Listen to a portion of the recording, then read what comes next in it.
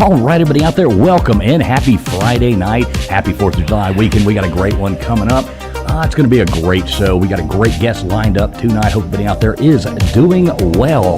We've got with us, as always, shocking himself faster than he can shock the world. We got our token mad scientist, Old Man Bills. How you doing tonight there, old man? Dude, I'm doing great. This is going to be a fantastic show. Yeah, I'm really hyped. Looking forward to it. Always a good time over here. We do also have that snooty lady. She is finally back from her travels, hanging out in her rat-infested camper, only here just to make us poors feel good about ourselves. How you doing tonight there at Gutters Pub? I'm excited for this evening. I'm glad I'm here. Yeah, always good to have you here. Hope you made it out of there without any, rabies from the rats. Joining us tonight as well, we've got our token redheaded stepchild. How you doing tonight there, Tombstones? I'm doing great. Happy freaking Friday, everybody. All right, there we go. And coming to us as well, we got the mouth of Houston sitting up here with us. How you doing there tonight, LW? Hey, everybody. Happy 4th of July weekend. Looking forward to this. Hope everybody's excited. There we go. And fresh off her latest tour, our country music sensation, KJ. What's going on, KJ? How you doing there tonight? What's up, guys? Happy Friday. Woot, woot. Let's do Always this. got to get that woot woot in there. Good to see you, KJ. And joining us tonight, we got Dan Richards from DeDunking. I always want to say debunking. It really screws me up. How you doing tonight there, Dan? Oh, not bad. Thank you very much. I appreciate you having me on. Oh, man, it's going to be a blast. So, yeah, everybody welcome in. Sit back. This show's about to get kicked off. Like I said, thanks for being here. We are streaming live. Let's see, we're live on LWs. We're live over here at Traveling Fools. We're live on Tombstones. We're live on Old Man Builds. We are live just about everywhere. We're live on X as well. So, no matter where you're watching from, we appreciate you being here. Sit back. We're about to get going. Would you mind telling me whose brain I did put in? And you won't be angry? I will not be angry. Abby someone. Abby someone. Abby who? Abby normal. Abby normal.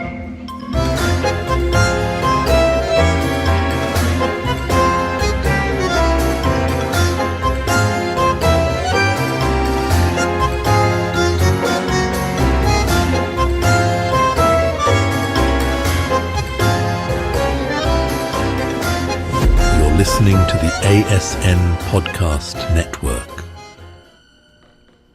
All right, hope everybody's doing good out there. Thanks a lot for being here. Like I said, we're streaming out live on all kinds of places. We're live over here on DeDunking. We're live on Gutters Pub. We're live on Old Man Builds. We're live here at Traveling Fools. We're live on Tombstones. Hell, we're live on LWs. Jesus Christ, no matter where you are, you're probably going to have to put up with us. Dan Richards, how you doing tonight there, brother? Oh, doing really well. Thank you so much. I appreciate it, Baker. How you doing? Yeah, man, doing great. It's great to have you up on here. I'm always a big fan, watching your stuff for quite a long time. I notice you've getting a lot of attention here lately from some crazy folks. We'll talk about that later. First question I do have for you, though, we got to ask every guest that comes up on here, did we or did we not land on the moon in 1969? I do think we did land on the moon in 69. Okay. Like I told you, I've been going around getting that man on the street interviews. It's pretty funny, the responses I've gotten from people. I'll tell you, it's about 60-40, 60% say no, which is actually... I wouldn't say, I'm not 100% that's the case. I can understand why people would say that there's not, that it didn't happen. Personally, the evidence seems to be, it's mostly the biggest one is the people that watched the rocket fly up into space. It was pretty heavily watched by the civilian population. And some of them had some good gear. So anyway, that's I don't want to keep us too derailed, but just to explain my point, because I do get why people would. It's this fucking space race, right? You're dealing with the Soviets, and no holds barred, right? Right, exactly. I always go back to the main thing that makes me call bullshit on that is that hunk of junk that they dropped down on there. That the Eagle thing that came down looks like it's all wrapped in duct tape and aluminum foil and all that kind of stuff. That's the only built out of cardboard. It looks like a 12th grader science project or something. That's the only thing that throws me off on it. But other than that, it's We'll see. My supporter Rising Karu says flags don't wave in space, and I do think it's politically incorrect to call them flags nowadays. We call them gay people, and they can wave in space all they want. Jesus. Thanks a lot, dude. We start us off really messed up. Right, exactly. We're off to a dandy start. See, I told you fit right in over here, very, very much so. Again, I'm going to go on ahead and let you highlight these. I did notice a couple people coming in here, kicking over some super chats to you. We can go ahead and knock those out there. Are we there? Yeah, we're in, Pagan. Thank you. He started before we started. And there is another one came in here. Not exactly. I can start this damn things. I'm not sure. Maybe that's over on yours. I'm not sure whose these are coming in there. But those are both the Pagan and Rizu. They're regulars on my channel. There you go. Always appreciate the support, folks. Always appreciate it much well. So, Dan, let me ask you this. So, what got you started in doing this YouTube stuff? I know you're an electrician by trade. How did how the hell did you end up doing YouTube? Well, I ended up with like my son. I got custody of him almost 11 years ago. I really helicopter parented him because there was a lot of attention that he needed. And then he got to a point where he was just like, okay, Dad, helicopter the fuck somewhere else. And so I'd been a big Graham Hancock fan forever and a day. Like I got my Fingerprints of the Gods I pre-ordered from Hastings in '95, right before it was available. I had it on my list. So I've been into it forever. And so I watched Ancient Apocalypse because I had all this newfound time, and then I knew there would be debunkers in this day and age because of the YouTube sphere, because I've been chronically online for most of my life, and then I go watch the debunkers, and I'm just like, these guys, they're not watching, they're not actually watching or Graham's work. They don't pay attention to his body. I compared it to somebody debunking evolution by picking at one bone. And it's like, but do you see how the Piltdown Man was wrong? It's like, there's this whole body of work that you're ignoring. And so I came in and started making videos. And when it was, this Emperor Tiger Star, he's a YouTuber with a few 100,000 subscribers. And he had like 200,000 subscribers, had a video debunking Fingerprints of the Gods. And I had like 800 subscribers. And I made a video addressing his, and he took his down because it was just so full of holes.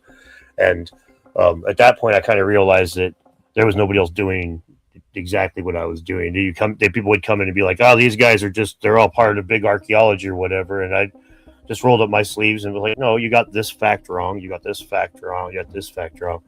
And so, yeah, anyway, that's where the DeDunking thing came from. And that's why some of those guys hate me so damn much. Yeah, I was about to ask. I don't think they took it very well. You can tell them what they were wrong about, I like this super chat you got coming in here. How did you end up on doing YouTube? Got too drunk one night. Exactly. Razu's one of mine for sure. Yes, I think that may be how we all ended up here. Definitely. Yeah, I didn't even I always did everything on X, back in the day. And after, things changed on X and ended up losing a whole lot of people, it was, sometime around 2020. So it kind of changed their stuff there. So then I came to YouTube. Yeah. And has it worked out for you pretty good? Yeah, about choked there. So yeah, I ended up coming to YouTube and started doing things here. Very different. Right at first I kept getting kicked off of YouTube and then had to, keep coming back, trying YouTube again, getting monetized, getting demonetized. It was quite the thing. Eventually you feel like you're just bowing to the overlords at some point. You know what I mean? Because at first, I'm stubborn. I'm like, screw that. I'm not taking that down. I finally ended up deleting 4 million views of content and just to get monetization back over here. So, stubborn guy. It's unfortunate, but I understand that. No, I understand why you do that. It's you can, how do you put it? You can kind of it's almost like writing a parody song. It's like you could still say what you want, but you're restricted within these realms. You have to get for example, when I cuss at people on the internet, I do the filters and stuff. They're not new, and so I've been navigating those for a while. So I don't say suck me off. I say lickus my proboscis. We're using code words. We're using code Which words. is like some raisin more berries on it. appropriate. Not on this channel today. It's funny too. It's funny. It's hilarious. Right? And so, at the end of the bot, it's the same with like you don't call somebody incest baby, you call them incest survivor because survivors like code for survivors. So there's much less chance of getting filtered. All those little tricks like that, but yeah. Oh, geez. So like of all the stuff you've looked into, what would you say is like your favorite, your favorite topic you've covered? I mean, all of the stuff that I've covered, probably my favorite topic in all honesty, my favorite thing to think about is ancient Egypt. Now, when it comes to the stuff that I personally feel like I've done the best job with would be like my take on the Baghdad Battery, the highlighting of the cover-up of the elongated skulls, of course, proving that Flint Dibble lied on the debate with Graham Hancock on Joe Rogan. That was a pretty big one. But again, honestly, the ancient Egypt is the one that's the most fun.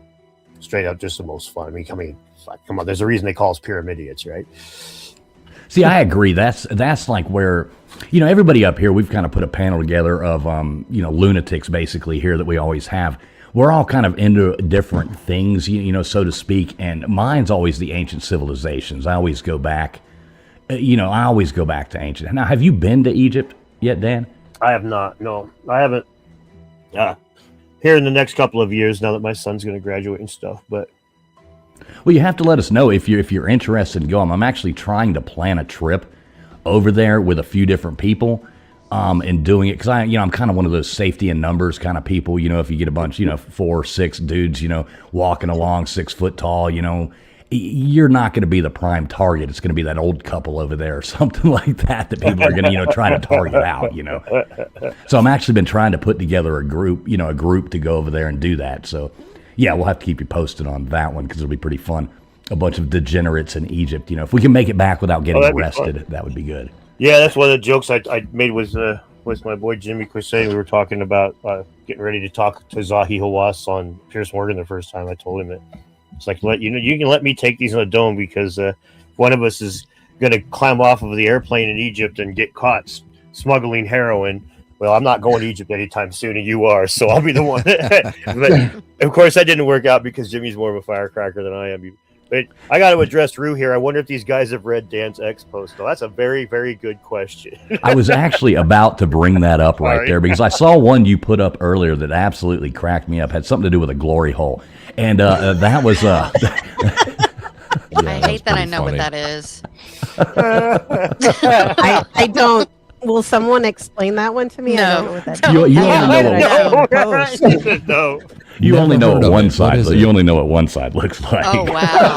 Oh my gosh! Is it a regular hoe but better? No. A regular hoe better. Oh fuck, that's gravy. I love it. Oh jeez. Sorry, I'm supposed to behave. Yeah. I don't see anybody behaving here. But so riddle me this with the Zahi Hawass thing. I watched that. That guy is insufferable. I just can't stand him. What's your take on him? Like, how do you feel about this? Well, Zahi is, I think, honestly, a lot of it is a gimmick. He knows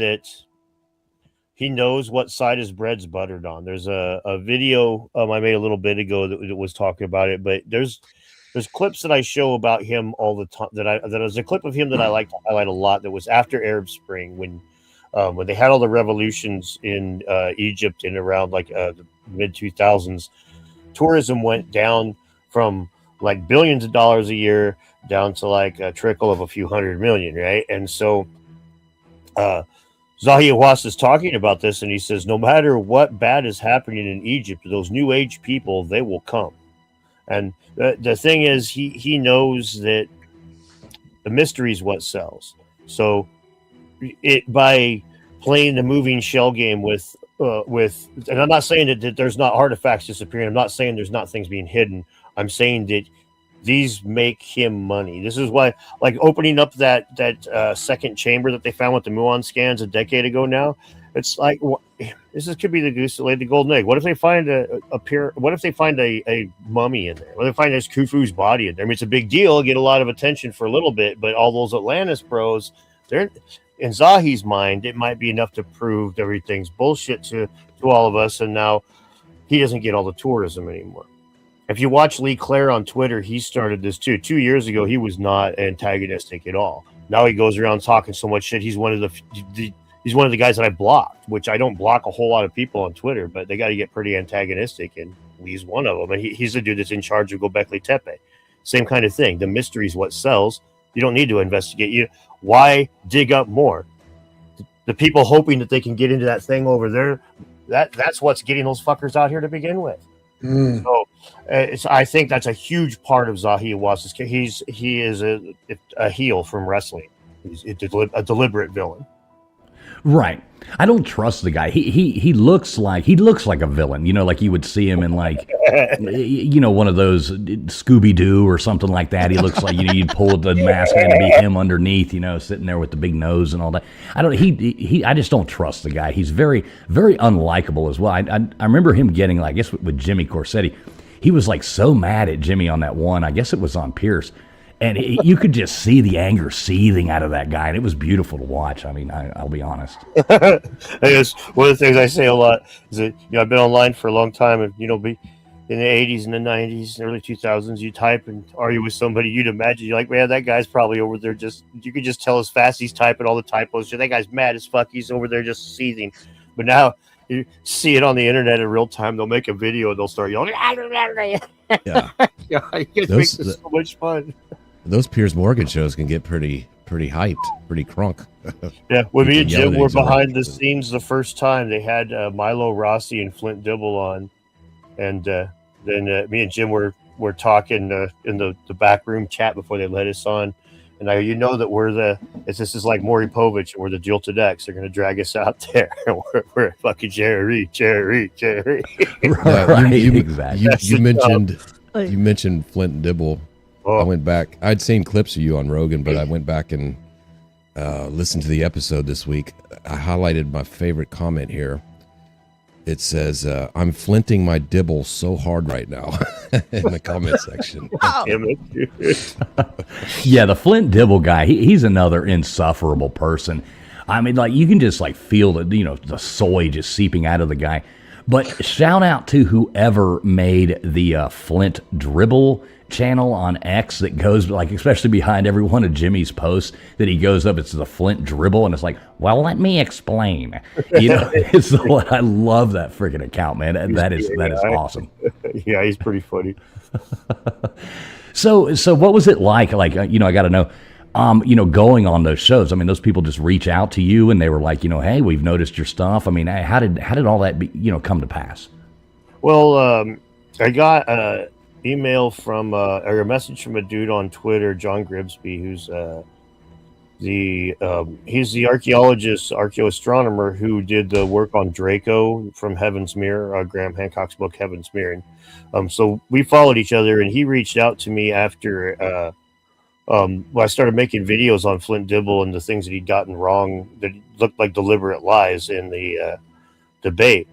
When he reached out to me, he told me he was telling Graham about it, and then 2 days later, I wake up and check my email or I'll check Twitter, and Graham had messaged me there, and that was crazy. I mean, you expect to scroll to the bottom and be like, "Yeah, I just need $500 to do Ancient Apocalypse Season 2, so just send it to my Venmo." It's we've all seen the fake celebrity stuff, but no, it was really him. And then Rogan followed me, and then it wasn't long, and here I am now, right? So it just got. It just kind of snowballed. It was pretty lucky, to be honest with you. Yeah. Like I said, I felt when I did that guy Emperor Tiger Star video, which was a year before that. I felt like when he took that thing down, I felt like I was alone in a field with a plow. It was like there's this massive amount of work to do, and there's nobody else doing it. Otherwise, I mean, this video had been up for a couple of years. Nobody, the fruit was so low hanging. Like, you guys know who Charles Hapgood is? He talked about. I'm not sure who that is. Okay, Charles Hapgood was a guy in the 1950s, 1940s, even 30s, who was into the idea of Earth crust displacement, that the entire rigid crust of the Earth had slipped over the molten core, like if you detached a peel from an orange and the peel was to slip over the inside of the orange. And he thought that like the Hudson Bay was once the North Pole, for example. And that's why you had mammoths that were frozen with buttercups in their mouth and that kind of stuff. So he had corresponded with Einstein, and Graham cites Hapgood regularly in Fingerprints of the Gods. And so this dude is making the video picking at Fingerprints of the Gods says there's no way that Einstein wrote the foreword for Hapgood's book because Einstein died 3 years before Hapgood's book was published. But it's like, it's really easy to prove that that's, I mean, books don't come out in one day, man. The foreword was written like 5 years before the book came out. So it's real simple stuff like that, where it's like the guy, I couldn't find any information about this man. And then he's like, all I could find was his obituary. And it's like, well, his obituary has the bomber wing he flew for in World War II. If you look that up, then you find it's like, this guy's supposed to be a professional historian, academic, and he can't be. They treat Atlantis stuff like they treat flat earth stuff. The people that watch it that are on their side don't give a shit if they get the facts right or not, because they just assume that everything we say is wrong to begin with. And the people on our side are generally speaking hippies that are like, fucking miss me with that energy, bro. I don't really care what you have to say. And so they just kind of get away with just making vapid content and making money for it, just publishing lies, which is so ironic when they're going around calling other people grifters. Right, 100%. Now I saw that moron, what's his name? Professor, is it Professor Dave? That Dave's a dumbass. Yeah, he's like another. It's but insufferable. I noticed, he made that video about you recently, and all he wanted to do was talk about how, you were nothing to him and how he didn't think about you. But he spent all that time editing and doing that whole video and putting in the stupid little childish emojis and, all this stuff. And he did all that while at the same time sitting there saying how much you didn't matter to him. And he spent all that time. I mean, how do you look at that? Is that not a win in itself right there? Oh, yeah. Well, the thing is, it's I've got a video that's coming out, should be out tomorrow. But I've been pushing this guy for a minute because he gets everything wrong. Not everything. He gets so much wrong. All right, like he gets so much wrong. Like in that video, for example, he says Dan will never make a retraction to this video. Well, it's funny. I posted several retractions, and one of them is to that video. Literally, my next video. Right at the beginning of it, right after the little Anya sings "Only Time," and right immediately it goes to me saying, "Before we get started here, I need to publish a retraction." He doesn't care if he's factually accurate or not with the information he dispenses. So it's like that he's flailing around because he knows that basically he knows he's stuck. He's in a position. I don't want to spoil too much, but he's in a position where he doesn't have a whole lot of a choice at this point. He's going to be posting retractions to the shit that he said one way or the other, and he's aware of it. That's why he wants to box me. Which, to be very clear here, as I said on my posts tab and on X, if Dave really wants to box, then I will do 3 illicit substances a half hour beforehand. I pick the doses and the types, and we'll box a half hour later, and we'll see who wins. We'll see if he makes it to the ring. Well, I would definitely make him take a drug test because I'm pretty sure he's going to fail for estrogen. I mean, not to be crude or anything. I'll try outside of the glory hole. Right. I'll try to put this as, eloquently as possible. But I mean, the guy looks like he could fall into a 55-gallon drum full of calico cats and come out with a wiener dog in his rump. Yeah. He's, Dave's a funny one, man. He's, I watching his interview on Danny Jones is probably the most telling thing I've ever seen in my life about somebody. He was so, like when Danny asked him, he's like, well, what would you think if you got demonetized for saying things? Well, that would be a problem because I publish factual information. No, and he goes, well, these guys think they're publishing factual. Oh, no, they know they're grifters. They know they're lying. It's like, dude, Well, it's the I think he arrogance. couldn't of even some come of up these with a straight answer to him. I watched that. He couldn't come up with a straight answer. It was horrible to watch. The train wreck. All right, I'm going to address a couple of these guys real quick. Rising car use is Flintable person named Bonesaw. God damn it. Rising, I love you, you crazy son of a bitch. Everybody I don't like is literally Grifter. Yeah, that's actually most of their names. Major Dickbone says, I'm an amateur archaeologist. Professor takes my primary handler. Yes. Not all the archaeos, just the rump. Yeah, Rue likes the term the rump for the shitty archaeologists. The archaeologists that are on the, it's like the majority of these guys are doing good work, right? The problem is, let's look at it this way. Flint Dibble works with seeds and bones and food and stuff like that. All right, that's his primary focus. He doesn't work with like ancient engineering. He doesn't work with like a whole huge swath of what we talk about. But he wants to come in and pretend that he's an expert on these things, more so than Graham Hancock, because he's literally studied this shit for longer than Flint's been alive. So it's like, what the fuck is wrong with you, man? Serious.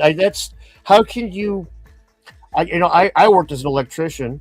A lineman is an electrician. He's out working on a telephone pole with a cajillion volts, and I was working with like 120, 240 volts. We don't really advise each other. Okay, our overlap is minimal.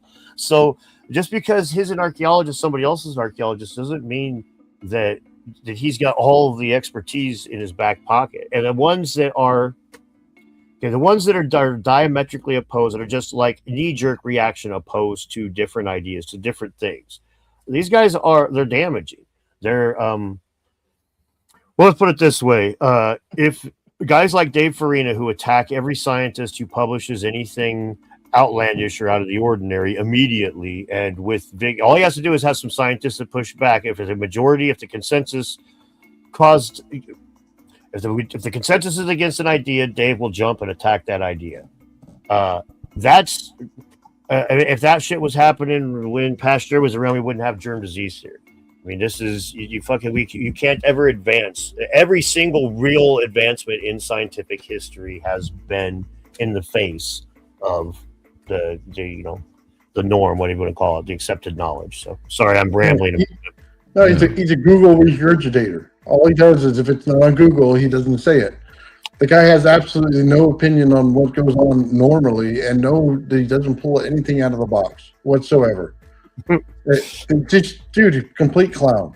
And then he starts pausing people's videos every 2 seconds to say something like it's something smart, and it's like, dude, you should just shut your mouth every once in a while, because you could actually learn something. His degree of main character syndrome, as the kids call it, is so ridiculously high. Like, he complained that I took an old Pink Guy song from years ago, from the Filthy Frank days of YouTube, and so the song says the only reason that you're lonely is because you're fat and gay, and I changed it to Fat and Dave. And he's complaining about it, right? He's all pissed, and he's like, "Oh, you're he's like, what? This is how you do scientific discourse." But it's like, of all the people in the world, you call everybody every day with the book, "You're a liar, you're an idiot." Fucking Sasquatch taint, for Christ's sake. And he's gonna grab me because I call him fat. I call him fat. Right. He's gained like 10 pounds from the time he started YouTube. So I noticed he came up with that nickname. So he's like, so I've made up a nickname for this guy, it's Sasquatch taint. I mean, that's like you're in 5th grade or something. I mean, at least do better. You know what I mean? If you're going to troll somebody, at least do better. That's very bad. He's bad because I just grabbed it and ran with it. I talked about Danny Jones like multiple times and laughed about it, and I was just like, yeah, Washington State, bitch. Sasquatch represent. You should start like a shorts channel or something and just name it Sasquatch Taint, Just do nothing but videos. Oh man, I don't know, man. You might get a lot of really weird followers. You definitely will. Sure. You definitely will.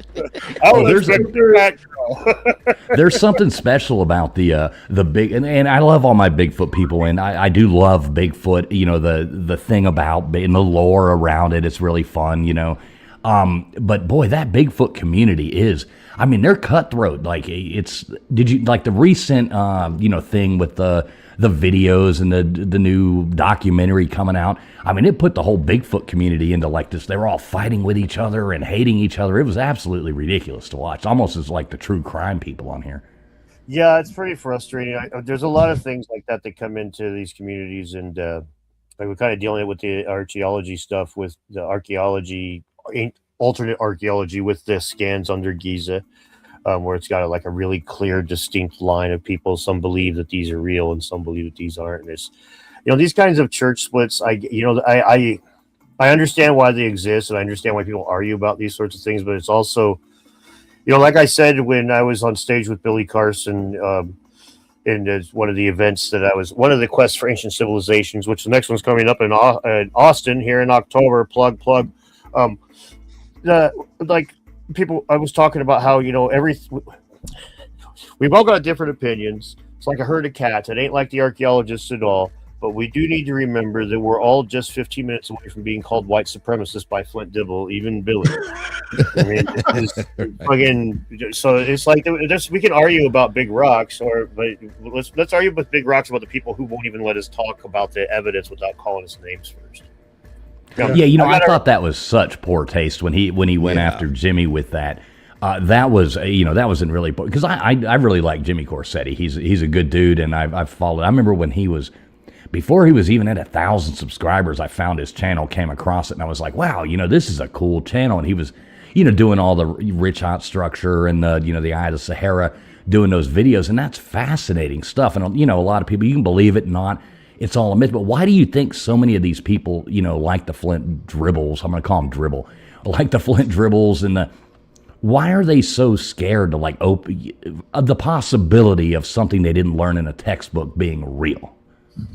Well, I think the big part of it is the ego of they know that they're not practicing a real science. They know that it's close, that there's parts of it that are scientific, but they also know that they can't ever achieve certain things like replicability in any meaningful sense. So like we're always stuck. If an archaeologist claims that if the archaeologist lies about the stratigraphy when they're digging up a bunch of stuff, they draw their pictures wrong, they take their photographs wrong, they fake these things. We have no way of proving that because there's no way to replicate that dig. So, we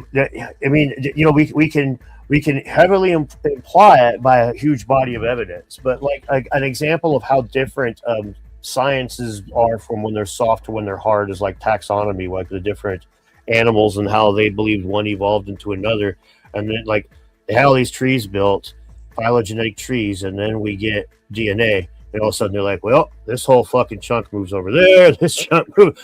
Now we have some real hard data. Before we were just kind of looking at things and putting things together. And so anyway, archaeologists know that they're LARPing as scientists. They're fully aware that they can't pull off all the things it takes to do a proper science. So this is fucking creates some the same thing as the same psychological thing as the pastor who rails against gays all day long and then goes diddles some 16-year-old boy homosexual fucking prostitute in the bathroom somewhere. And it's this you're self-loathing, right? And so they knee-jerk react to, like, this is why we see like John Hoops, the guy who like that Graham wanted to debate, but he wouldn't, so Flint debated him instead. John Hoops flat out says that he got into archaeology because of Atlantis. And they all dress like fucking Indiana Jones for a reason, man. And Indiana Jones doesn't teach about stratigraphy. He chases fucking magical artifacts and locks them away for nobody to ever find again. That's this the stuff belongs in a museum. They learn to have fun with it. They come in with love, and they come out of the school with this certain ones of them that are taught to hate alternate ideas, and they just come out with this disposition that's like, again, they just would accept the fact. Historians do the exact same work that archaeologists do, except for the historians sitting in a room and read about it instead of digging it up out of the ground. But at the end of the day, historians don't try to call their conclusions scientific. Right. And I noticed you were putting a thing out, recently about, a lot of these archaeologists, are they scientists or are they not scientists? And, what's kind of your take on that and logic and reasoning with it? Well, I mean, the scientific method's pretty straightforward, and there's certain things that you can and can't do. And with archaeology, again, with the replicability, and like people will try to argue, well, you can't replicate a supernova, so astronomy's in the same boat. You can't replicate that. But here's the difference. If a supernova happens, we've got 500 telescopes that are around the world that are all picking up data. So if one guy tries to lie about the data that he gets, he fucking can't. It's been replicated 499 other times. But if somebody makes a dig and they lie about what they found, we can't prove that they're lying. And Right. that's a huge fucking difference. Right off the bat, that makes where the replicability, we are as forced to accept what an archaeologist says as rule as we were to accepting what the cops said before they had body cams. Totally at their discretion whether or not we get the proper data or not. And so I'm not saying that archaeologists are a pack of fucking liars. What I'm saying is we have a scientific method that checks for that doesn't say, I hope you guys aren't liars. I'm not saying you are. It rejects liars by methodology. You will be eliminated because and archaeology is incapable of doing that. Right off the bat, you can't be a science with that. So it's like you can do radiocarbon dating. That's scientific. You can do a lot of different things that are scientific, but and then maybe even science is in and of its own right. But using chemistry doesn't make archaeology a science, right? I mean, I can use proper measurements and use metrology to measure somebody's skull, but that doesn't make phrenology a proper science. If you guys know what phrenology is, Right. Okay. Really quick, I need to address Rising Car Use chat. Sorry, bud. It's not Professor Dave, it's Professor Dave, short for Professor Retarded. Very nice. Oh, somebody Traveling Fool's got some memberships gifted. Hell yeah, nice. Yeah, we're out there. You got another one here too. Somebody Scientish, Rising. Scientish. Yeah. Sorry. Yeah. No, it's all good. And we thank everybody for being here. There's, a beautiful 342 people tuned in across platforms right here watching right now. So we do got a good audience going on. Thanks, Dan, for being up here. Each and every one of you. The chat is absolutely rolling over here between every different place. But we do see all your chats coming in and all that jazz. So thanks, everybody, for being here. No matter where you are watching, hit that thumbs up button. Do what you got to do. But we appreciate you. We appreciate you being here. Yes, very much. And sorry to interrupt. I just don't want Riser's always throwing us a few bucks at me to say something silly. I don't want to break a good thing, right? Oh yeah, those are the best. Those are the best. Yeah, bring them up whenever you want. I'm on it, brother. I'm on it. You just let me know. It's one of those. I always look at it, and I know it's happened before 2020 and that kind of jazz. But like I always looked at science, and up until especially with 2020, I said trust the science. Trust all that. You have to believe. Before that, it seemed like science is an ever-evolving process. Like, there was at one time, if it was trust the science, we'd have people out there, bloodletting and putting leeches on bodies and doing all these things like that. That was the science at one point. Science is supposed to be a process that is ever-evolving, ever-going. You learn more, and as you go and learn more, you change your data, you change your stuff. But it drives me insane with some of these people to where, like, to even look to see if there is something more to this. You are like, so that Professor Dave? We got to think of a nickname for this guy, but something better than Sasquatch taint. But so he was on there like putting you into the same, like, as flat earthers. He was like grouping you into the same thing as flat earthers because you dare to question the science. They call themselves scientists.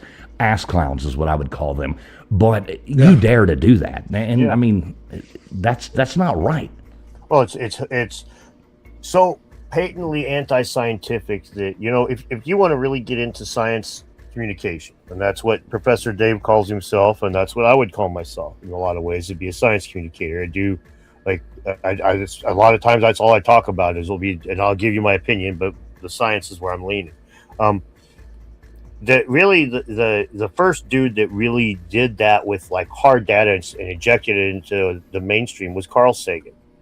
And Carl Sagan said something very plain about questioning science. He says, if you're not able to question those in authority, you're not able to question those in power, then you're up for grabs. Mm-hmm. And he says that science isn't a body of knowledge. It's a way of thinking, a way of skeptically interrogating the universe with a fine understanding of human fallibility. And that last part is so fucking important, because when a guy like Dave comes in and he admits that he doesn't know this stuff, he admits that I go to the scientific consensus and then I get those guys and I get my information from experts. And a lot of times I have a hard time remembering these things because I talk about so many different topics. And in other words, I go into these topics that I don't know about. I'm just shotgunning all over the place. Don't really know what the fuck I'm babbling about. Well, okay, that makes for great money when what you do is insult people and you get a bunch of people in your comment sections that just want to yell.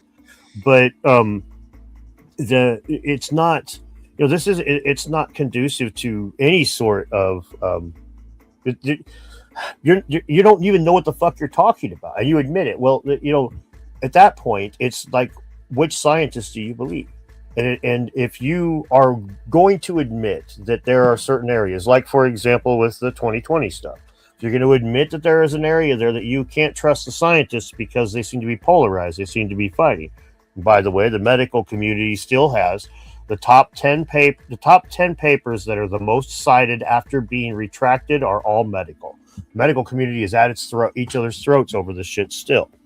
Yeah. So, when that's the case, there's really only two options, and one of them is to say I picked my team, and I don't really know for sure. I picked my team. You be honest with yourself that way, or you do your own goddamn research. But if you're not doing your own research and you're just like picking a scientist and trusting it, that's as fucking scientific as picking a religion and trusting it. It's not scientific at all. I've made a decision because this guy.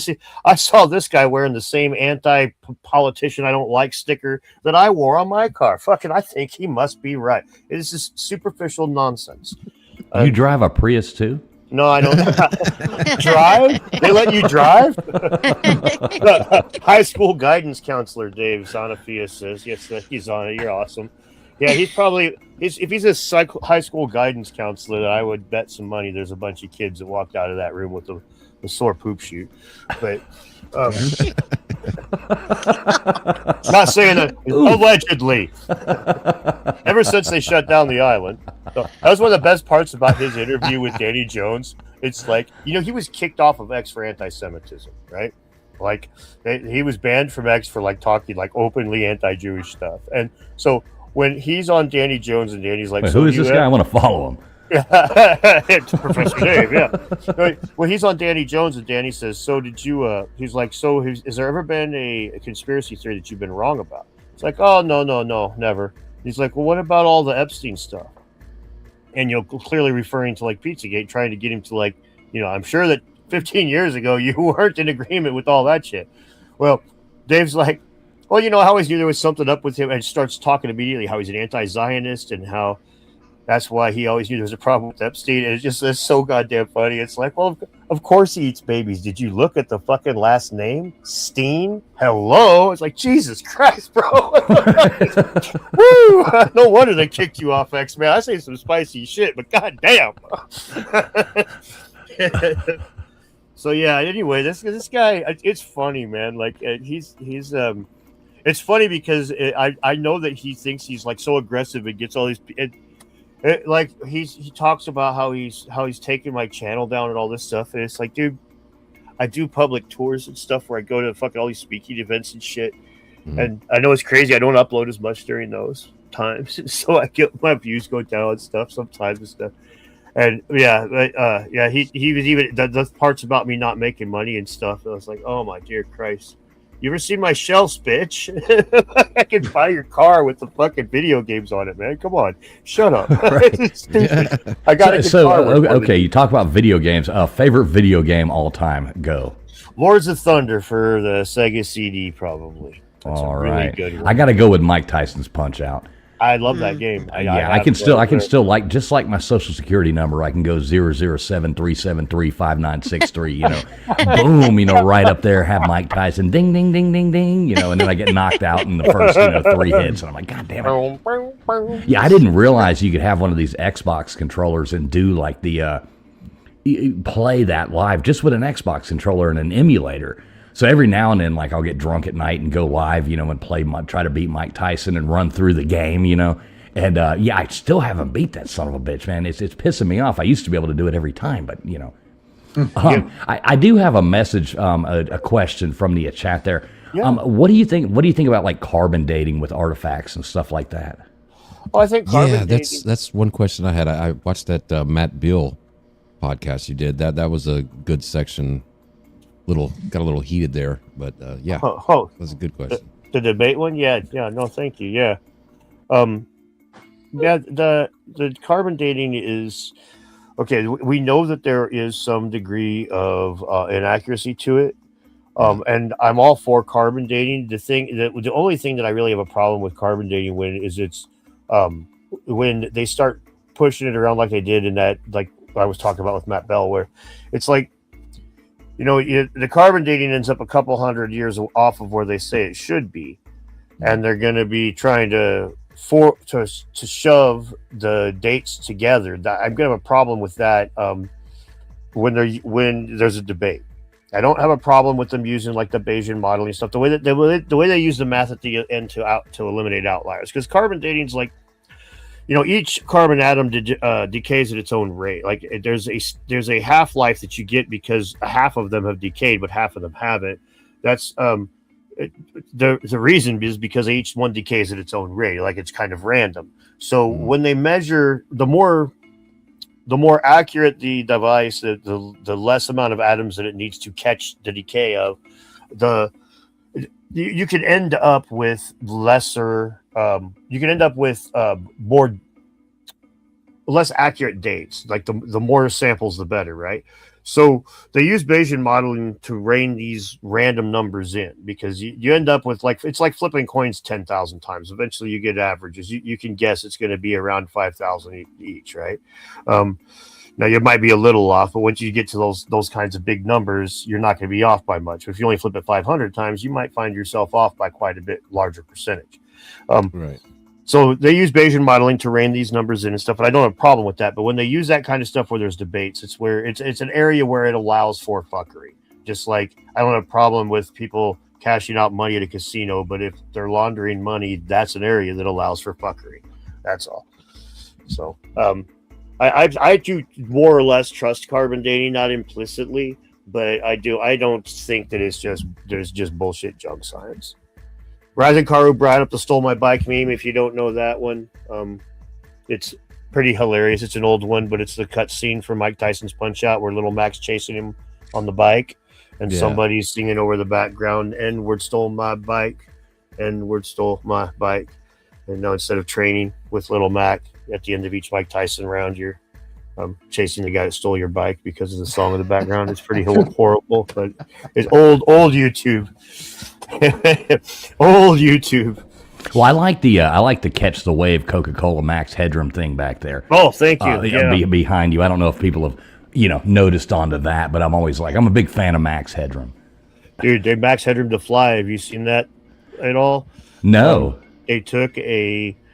Okay, really quickly for your audience, Max Headroom, the story is it's a futuristic world. The television networks control everything, even though they're still governments. It's all about ratings. There's a reporter. The reporter is really good at digging things up, and so he gets really great ratings because he's really good at investigating and finding corruption, but he's also doing it all the time for the company he works for. So he's a mixed bag. They don't like him getting into their shit, so they try to kill him and put his brain in a box so that they can still continue to get his ratings. Max Headroom's his brain in a box. Well, they recently took a fruit fly. Well, about 3 years ago, they took a fruit fly and sliced its brain into really thin strips and then mapped out all of its neurons and shit. And that sat for a year. And they took this brain map of a fruit fly, stuck it into a physics engine, gave it a body and sensory input, and it immediately started walking on its own, flying on its own, looking for food, cleaning itself, running from shadows. Fucking Max Headroom to fly, man. And that had me just go, fuck me. All right. So is reality real or not? I don't know. That's a goddamn fly.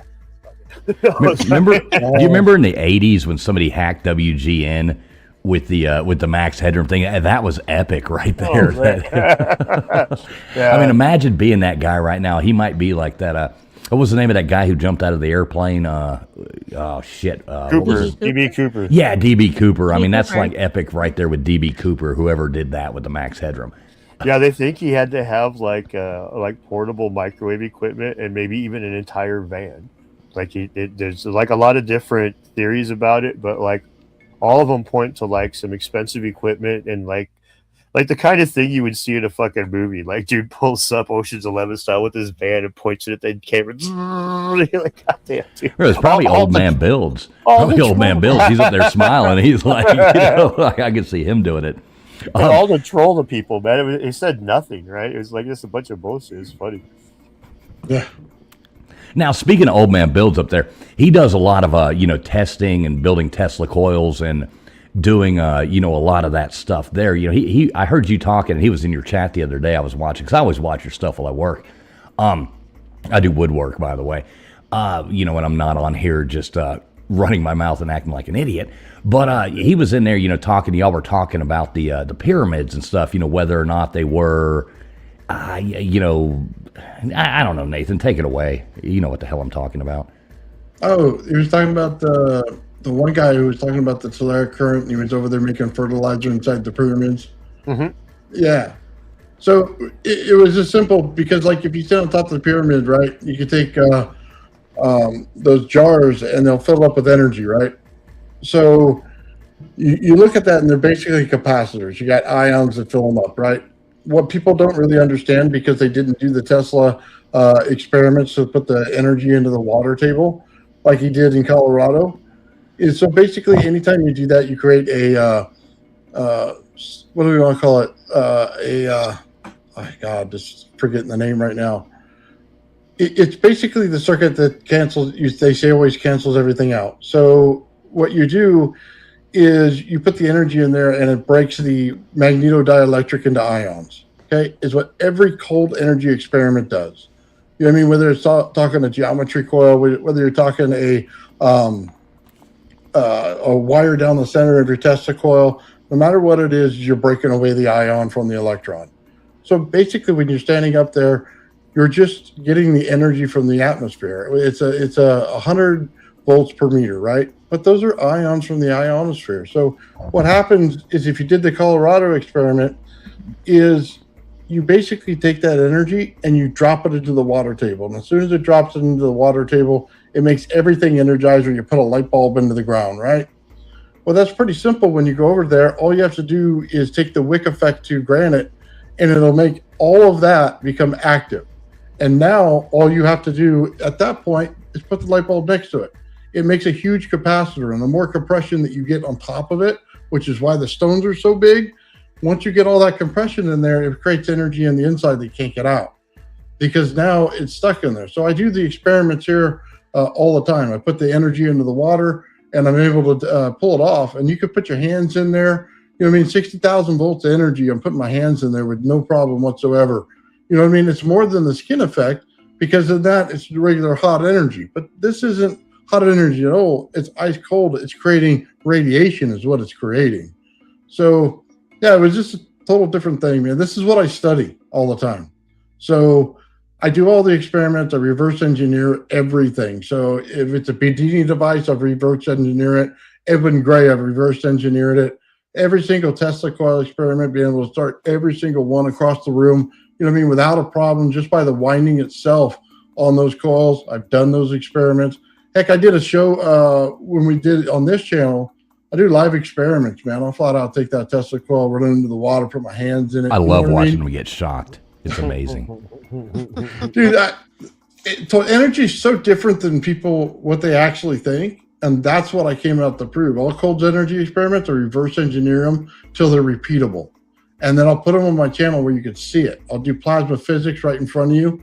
You know what I mean? Show you the energy exchanges and how they work, how the planetary systems work, how they build out atoms exactly perfect in a mechanical way without all the different words and word salad that you get to. Basically, I can prove out a lot of stuff that they say is debunked. All day long, I can prove it. You know what I mean? That's what I do on my channel. That's where I have fun. You know what I mean? Of course, Nice. I get shocked every once in a while, but I don't And think it's amazing. And he does wear nipple tassels every now and then while he does it. That was See that absolutely amazing as well. Or coconuts. Don't let Nathan sell himself short there too. He's actually a featured speaker at Tesla Tech, coming up and doing demonstrations there at Tesla Tech coming up here right around the corner. So that is super cool. Dan, I actually think, Dan, you should hook up with Nathan on some of those things. Like maybe I heard y'all talking about that. It would probably be to get somebody like him up there. You know what I mean, to talk about some of that stuff. It's pretty cool. He's a smart guy. I always tell him tell him, please explain it to me like I'm a retarded 14-year-old. you know what I mean? And he does a good job at that, and I still don't understand. I created inertial mass reduction. That's why I go to Tesla Tech, because I literally took a piece of junk that they call a gravity flyer, and I made it lose 1.5 pounds on the scale, just by knowing how the energy fields work. So that's what they want me to go there and explain, because it's the actual field bubble physicists have been looking for the entire time. I found it.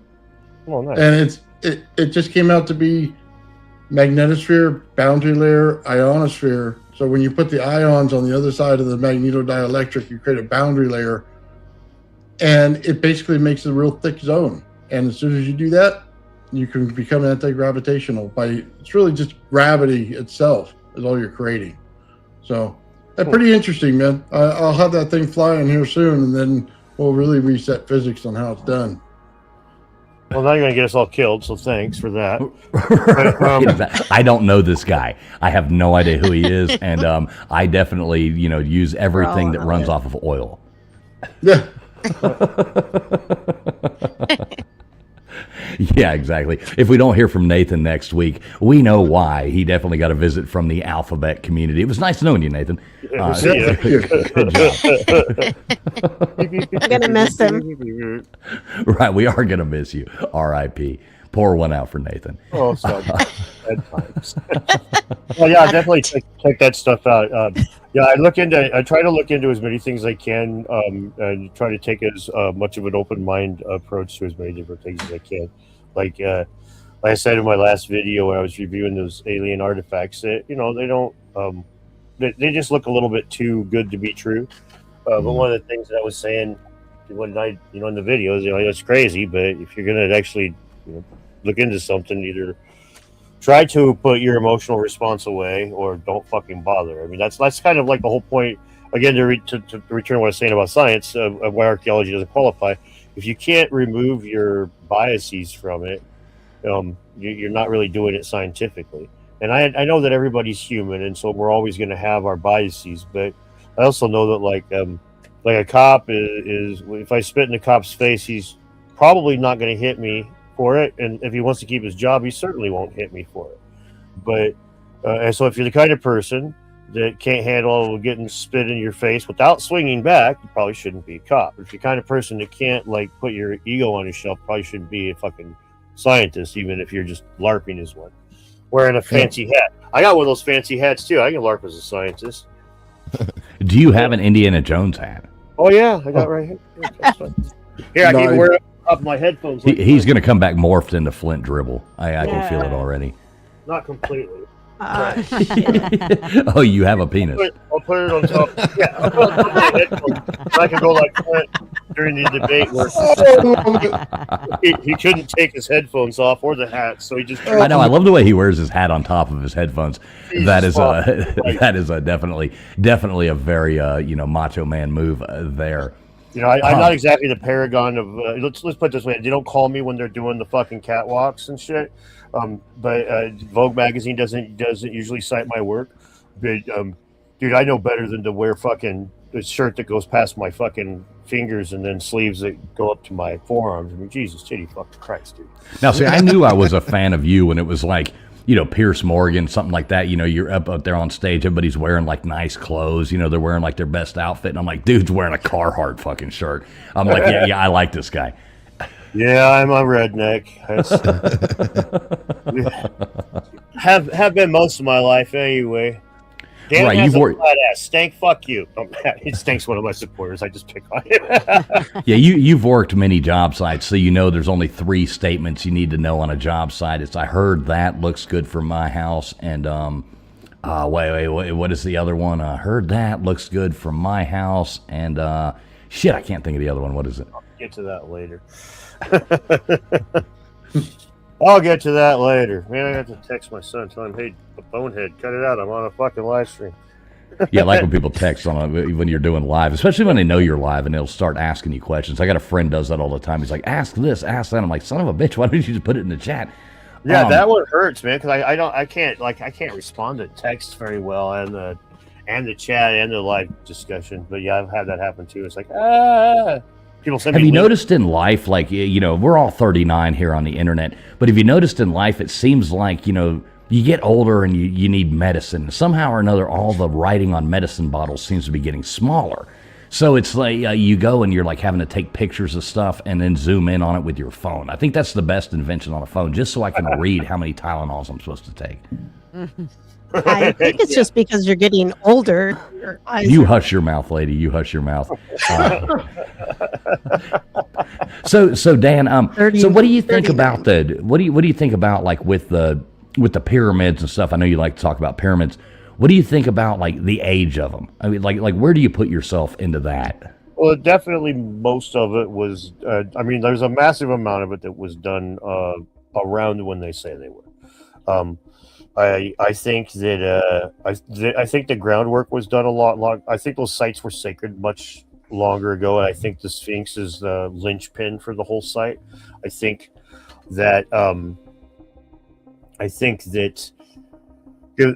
if you know the Egyptian mythology, they believed in a primordial mound piercing the floodwaters at the beginning of creation. And if you were on the Giza Plateau in the Green Sahara period, you could wade up to the outcrop of rock that would eventually become the Sphinx. So you could wade up to that rock, and so you've got this rock that's aligned with the rising sun, and that's coming out of the waters. I think that this rock was their initial primordial mound, and I think that's why they carved indentation into the ground, the enclosure. I don't think it was to facilitate them carving paws as this got carved over the years. I think that this was done so that as the Sahara dried, they could still get water in there, so that it was still a ceremonial water, rock, sky site. And I think that's why it got abandoned when they couldn't get water into it anymore. And that's why the Egyptians, when they come back to it, they didn't know what to do with it anymore because it was lost.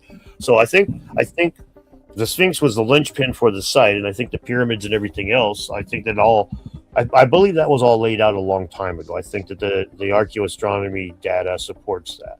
Although I will point out there is a guy who does the archaeoastronomy on it that believes that it was a 4th dynasty date, according to his data. The jury's out, right? But I do think that I don't think the pyramids were built a long time ago, but I think that the groundwork was done. Some of it was done there. I mean, you would really have to kind of rip the things down in order to see. It's just like any other building. If you wanted to see different levels, different times of construction, you kind of got to rip through the building. And for some fucking reason, they frown on that. I think if they find a labyrinth anywhere in there, it destroys the whole timeline because there's too much work to get done. If that labyrinth is huge, you know what I mean? The massive amount of work ruins the timeline for building a pyramid within 30 years. Yeah, no, it's the 27 years is what they've been trying to say lately. It's always been 20 to 30 years all my life, and it's I mean, I've always called that the gateway drug to becoming a pyramidiot. It's like you go tell some guy who's got a tool belt, yeah, they built that in 27 years. Which bridge are you selling me, bro? It's fucking come on. Right. See, I have trouble believing that too. I'm along the lines. I think we've had civilizations come and go. I've always kind of leaned towards that. And the more I watch. I mean, if you were like a wandering nomadic tribe after some kind of thing and you came across a Sphinx and some pyramids, I mean, you'd move in. You would be like, holy cow, And Lord knows, like right now, we could have a catastrophic thing happen to us right now. And in 1,000 years, you wouldn't even know we were here. It would be, completely buried. It would be completely gone. I love the new LiDAR scanning and stuff. I mean, down in the Amazon, I mean, the stuff they're finding now is fascinating. I think with all our new technology, we're going to find so much more. that we didn't even know was there, and it's going to kind of have to change what we've learned and what we've been indoctrinated to accept as facts. Yeah, I think there's a lot of that's happening right now, that they're being forced to reevaluate things. Gobekli Tepe was a big example of that. It's funny how they just try to act like there's no big deal now, and it's like it's really interesting because it's all these guys that are actually 39. It's like, yeah, you don't remember when the very clear, very distinct timeline of human evolution was: we invent farming, we create surplus of food, then we build structures. That was the way it had been in the books for fucking a long ass time, and then this comes and turns it on its ear, and then it's like, oh yeah, you get these guys that are a generation younger. Oh yeah, it's always, they were always expected to be like this. It's like, no, dude, it rewrote the basic evolution of the civilization. The history of civilization was rewritten. Here, I got to address a couple of super chats here. The first one is the best super chat that I've had in a while, even though it's not $1 million, Major Dick Bone. But have you looked into many glory holes, Dan? Fuck yeah. Flint Dibble had his side chick was at a glory hole, and I looked into it, and I rejected her and ran away. And sorry, pagan Christian mathematician, I know that makes you sad, but no, I just took her Twitter profile pic, which is just a circle, right? So I just posted and don't ever look into a glory hole. No, see, I thought that was hilarious. I mean, that was, I read that one earlier. I actually saw it earlier, and I was like, holy cow, that was a pretty good burn there. Who was that lady? Just somebody trolling you? No, that's Flint's side chick. She's an Egyptologist, and I used to call her by her name, but she called me a misogynist once because I told her "lickus my proboscis," and she's like, "I'm a woman, you don't talk to me like that." So since I have to treat her differently, since she's a woman, and since I'm a misogynist, she doesn't have a name. She's Flint's side chick, clearly, and she's a girl Egyptologist, fucking token hire, and clearly. So, I assume that she works at a glory hole. I assume when she did the video with Flint that she had to send him nudes for it. But since he's gay, he probably threw them away. But, you want me to play the fucking devil? All right, dude. Fucking get my fucking pitchfork, bitch. Let's go. So she like does her night job at a Love's truck stop. Okay. Exactly. In Egypt, no less. Right. For Turkish tobacco. Right, exactly. She likes them uncircumcised. Oh man. Gross. Get a little bit of that extra turkey neck. sour cream in it. Turkey Nobody neck. likes Mr. Snuffleupagus. Mr. Snuffleupagus coming out to say hi. Oh my God! Too bad. Yeah, you got another one here. You want to address? Oh yes, rising karmic civilizations. They come and go. Yeah, I don't have a problem believing that there's been more civilizations on the earth than we give it credit for. These things would get ground up and whatnot, and I don't think that the technology. I think the technology's been. Electricity is one thing that's easy to harness, but there's a lot of other things that are easy enough. There's a lot of things that could be harnessed that, you look throughout time, and it's possible that there's a lot of different things, that we don't know. Like one of my favorite examples of this is how the idea of sacred geometry is retard shit to most people. Oh, really? You draw a picture and then you make the picture a certain way, or I'll think magic shapes. Good job, magic shapes. That's great, man. But I mean, you remember the cell phones we had in the 90s with the big ass long antennas? Well, they have fractal antennas now, and fractal antennas are little wafers, but they're fractals, and they get more different, a better bandwidth and better range, and they don't have to be as long. It's a magic fucking shape. All right, it's not. So to me, it's like the possibilities are almost endless as to what could be in the past. It's just like you have to really, once you go down a certain direction, you're off and down that direction, right? So, excuse me. Okay, I paid you more. It's time now. Stroke my ego. God damn it, Major Dickbone. Nobody with a name like Major Dickbone is allowed to ask me to stroke any part of them. No offense. At least not for that amount of money. You got to start putting zeros at the end of that, buddy, and then catch me at the bar. No, I'm not begging for more money, Major Dick Bo. Thank you. I appreciate the super chat for the joke. That's good stuff. Anyway. Oh no. Oh, geez. You get all kinds of fans in here, man. I mean, this is absolutely awesome. Thanks all you guys out there supporting Dan. Subscribe to these channels here, guys. I'm definitely going through and subscribing to everybody here in the stuff afterwards. I've subscribed to the Travelers, but I didn't subscribe to the Traveling Fools, but I didn't subscribe to anybody else yet because I didn't realize it was going to be a whole herd of us. Right, exactly. We kind of do this, like we said, a whole herd of us. Yeah, we do this as a fun thing, like a collaboration. A bunch of, I think we related ourselves to being like the crew from the gang from Always Sunny in Philadelphia. We're probably the most horrible human beings on the face of the earth, but for some reason or another, we all seem to get along. So yeah, thanks everybody for being out there. Hope you, can put up with us for a little bit longer. So what I want to know, Dan, I got another question coming in for me. What about the columns under the pyramids? What's your take on that? Well, that's the synthetic aperture radar stuff. At first I was a lot more hopeful than I am now. It's unfortunate, but it's just been so. They keep doing these scans. They keep giving us more data, but they keep nothing gets followed through. And so I'm starting to be concerned that the technology isn't as good as what they're saying. And I don't know. The synthetic aperture radar, I covered it in the video. The synthetic aperture radar is like the fidelity on it's gone up massively since we started using computers, and they're using AI to basically what they're doing is they're measuring the differences in topography. So they'll use multiple scans of the same place, and they'll say these rocks and dirts have moved these ways, and if a rock is over a tunnel, the dirt and rocks move differently than dirt and rocks over solid ground. That's the idea. And then they use AI to piece it all together. I'm not fundamentally opposed to the idea. I just am at this point, it's kind of like I've been waiting too long. It's like a Kickstarter that I gave him money 2 years ago, and it's like, just fucking publish the game already, you cocksuckers. That's where I'm at.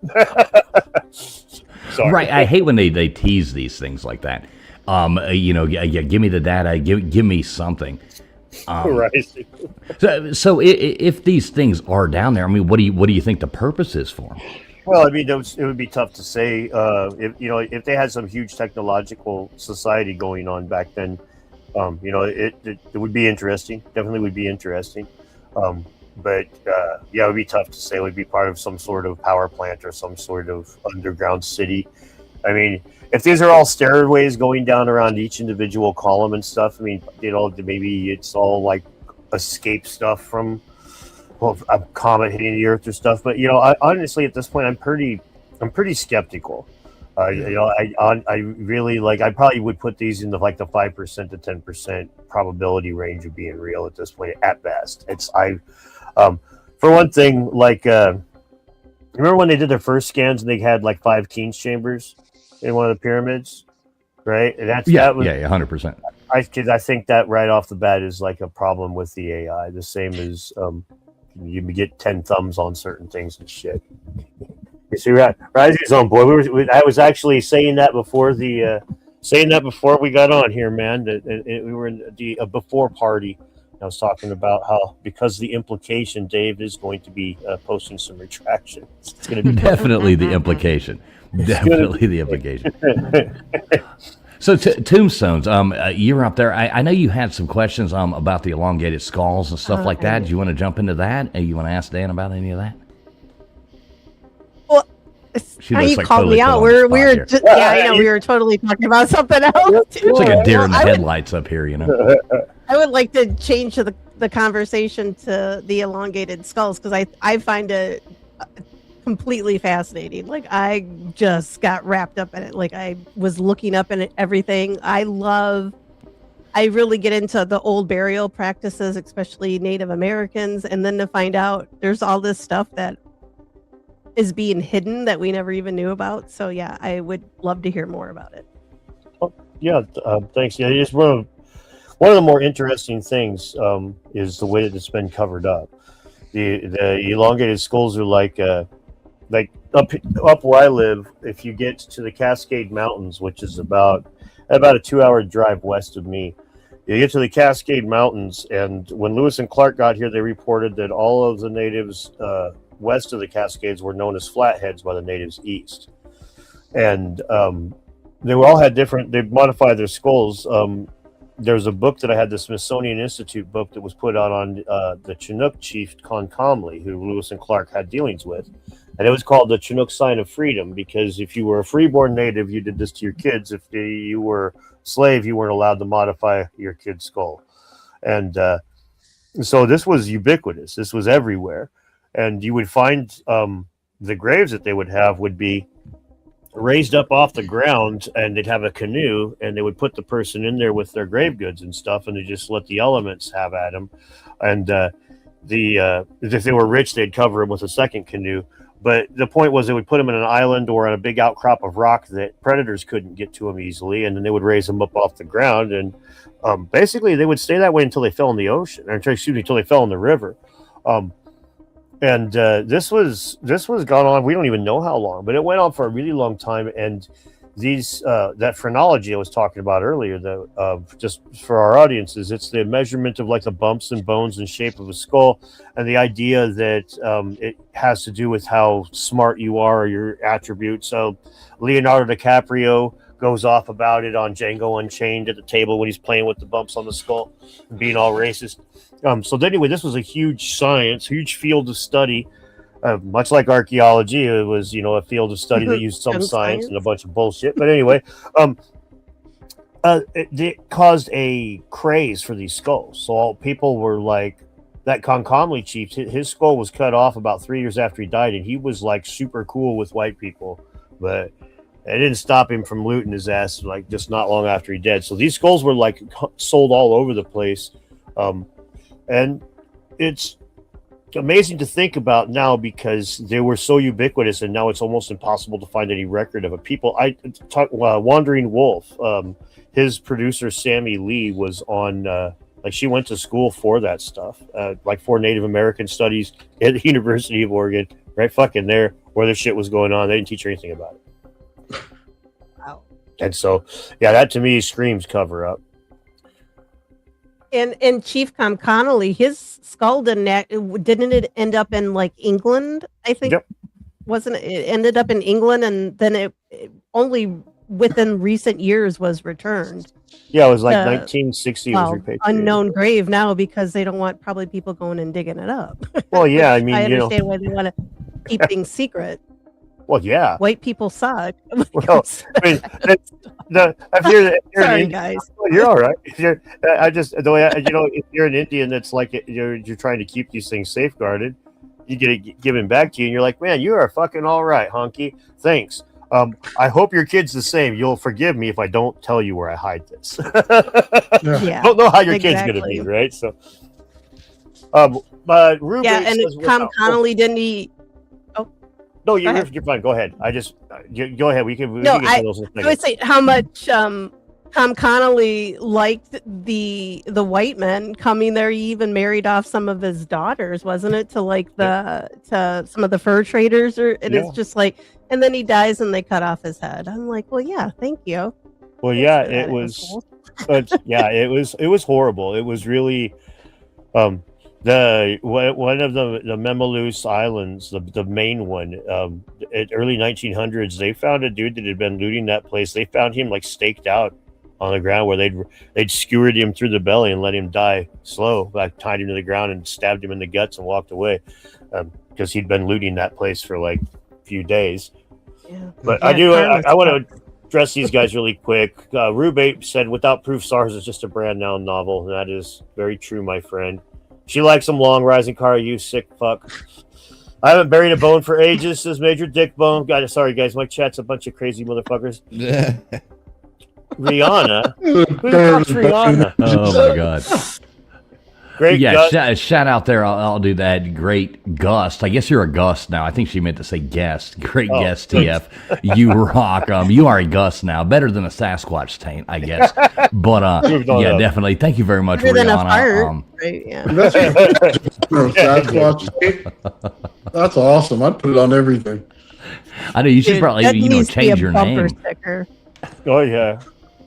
Oh yeah, I definitely. want a bumper sticker that says Sasquatch chain on it. Oh, I I'm want probably it. gonna get this shirt on. Make it There's happen. no way. Tattoo. You know, you I'll could buy probably one. sell Make it those. happen. You could put your head. They've already done the work for you. They put your head on, the thing. You could just start selling T-shirts that has your head on Sasquatch, and you can put like Sasquatch tape. Make money off them. Right, exactly. Yeah. Let them do the work for you. Thanks, guys. Appreciate it. I love it. Oh, that's So hilarious. what do you think about like Darren Kuyu? What do you think that was actually used for?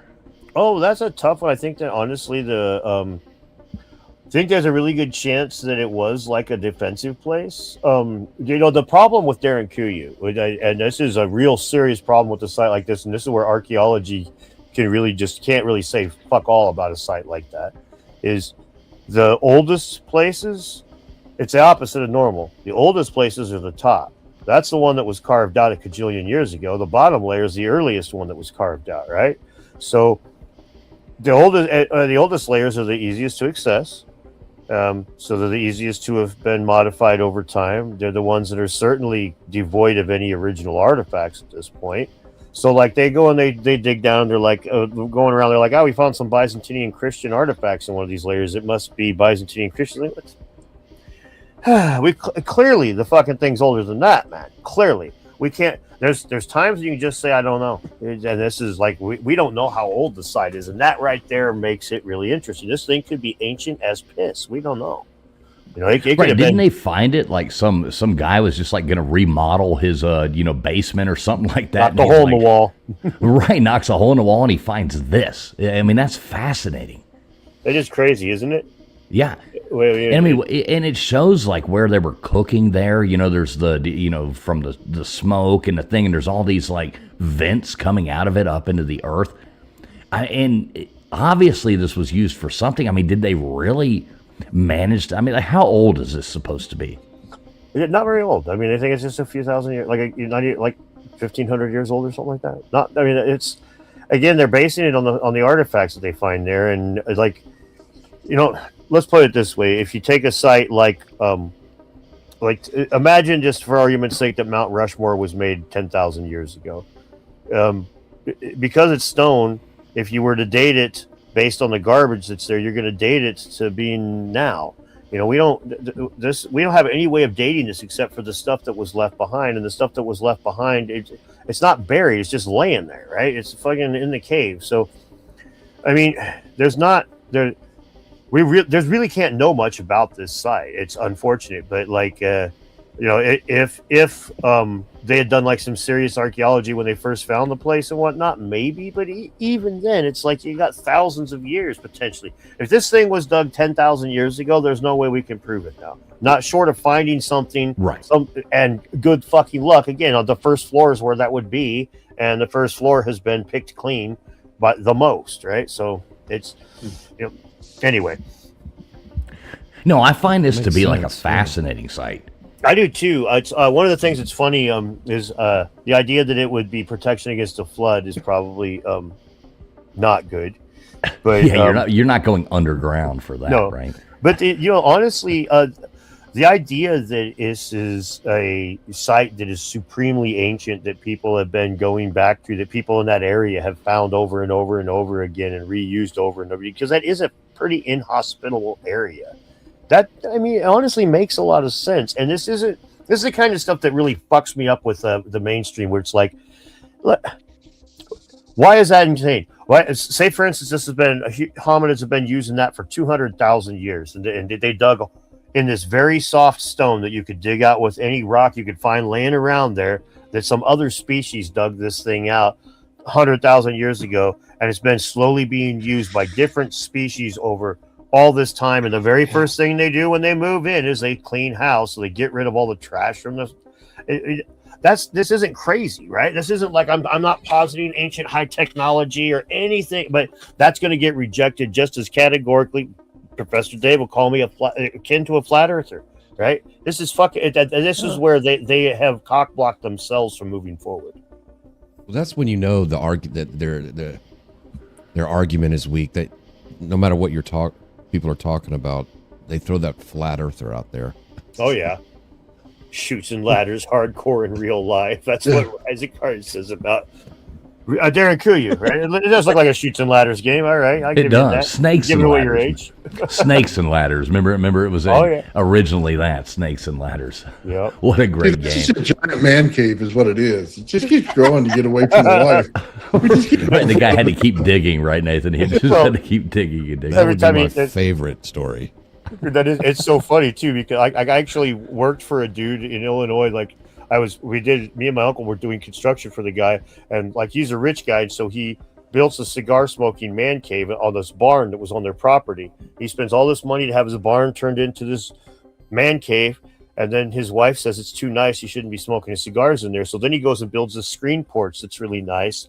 Same fucking thing happens again. She's like, this is way too nice. Shouldn't be smoking. So yeah, and Darren Kuyu, he just kept having to dig another level down. Too. That's right. Please, fuck, where do I have to go to smoke my fucking cigars? And finally, you end up in hell and realize you could have just stayed. It was no different than when you started. Like, this is a full circle. We've come full circle. We're right back to where we started. Okay, I've dug this deep. So what do you think about? Okay, I know we're gonna wrap this thing up pretty quick. I know you got stuff you got to do this evening. Go out and have some fun without hanging out with us. But so what do you think about like Gunung Padang and over in Indonesia and stuff? Gunung Padang's really interesting. I want to see them do some archaeology when they're there next time. The big thing that we don't have from there is trash, right? Like when the carbon dating that Dr. Hillman got was from potentially from organics that had fuck all to do with humans. There's arguments about the fill layers. There's arguments about whether or not certain pieces are artifacts or not.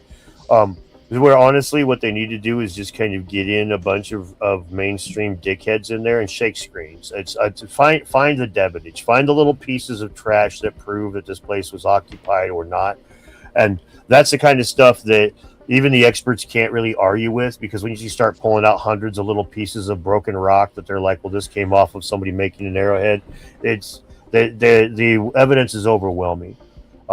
But that's what they didn't shake any screens on that site, and so that's it's one of the problems I have with a lot of things that we see in modern times. Like there's like same thing happening down in Mexico right now with that Aztlan collection, where there's nobody down there that's not concerned with the artifacts themselves. There's no. Now, is that the thing you were talking about recently on your show with the with like the engravings and stuff on the stuff they found? Is that what you're talking about? Mexico? Yes. Yeah. Okay. It's interesting. It's interesting that these different places around the world, like, it's frustrating because you find something that's cool and it's interesting, but without some confirmation, it becomes really difficult to go any further. And so that's why we kind of need that screen shaking around the back. Yes, that is me advocating for archaeology. I will advocate. Just because I don't call it a science doesn't mean it's worthless. Jesus. Right, as you should. I mean, we should all advocate for archaeology. I mean, we should just advocate for archaeology that keeps moving forward. So you want to check David Todd's comment here? Because we're going to put that on screen if you don't mind, because this one does salient for before we hop off Darren Kuyu. Thank you. It's Darren Kuyu's near Ararat, and near the elevation you want to restart civilization. It would hold 20,000 aristocrats, leaders, soldiers, carpenters, blacksmiths. Like, you know what race they were. Physicians, farmers, seed banks, equipment, etc. No, that's an interesting point, David. No, thank you. It's it is possible. It is possible that it was that kind of place that was meant to be restarted like that. Really quick point I want to make that's a little aside, but we were talking about that whole race thing. When they say that, the only reason that we question who built the pyramids is because they're supposedly built by brown people, and therefore we're all racists. And this is pretty just it's a stupid argument. It's vapid. It's just clearly made to manufacture bullshit. So the way you flip this back on them, well, I got one that's equally lazy. It's better. It's a better argument. The Atlantis is supposed to be 12,500 years ago when it was destroyed. The gene that created white people came into the record about 8,000 years ago. Archaeologists reject Atlantis because they don't believe you can have a civilization without white people. All right, there we go. No problem. They're the racist ones now. So anyway, it's stupid, but it's like if we're really going to play these sorts of games, then I mean, we could always find a reason to call somebody a name. We could always find a reason to call somebody racist. I prefer to talk about the big rocks and the elongated skulls and the ancient history and the myths. But was that your smoke alarm that just beeped? I don't know. I don't have a smoke alarm. I took the batteries out all mine years ago. Sounds like LW. But had to chirp that one in there. You know, a little big there. I live in California, man. Nothing here is built by white people. Sorry. Yeah. Not a job site with a white person on it. Well, yeah.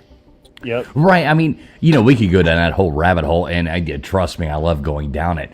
There's obviously an agenda there that they push constantly on us. I mean, there's nothing wrong with being who you are. I love to travel.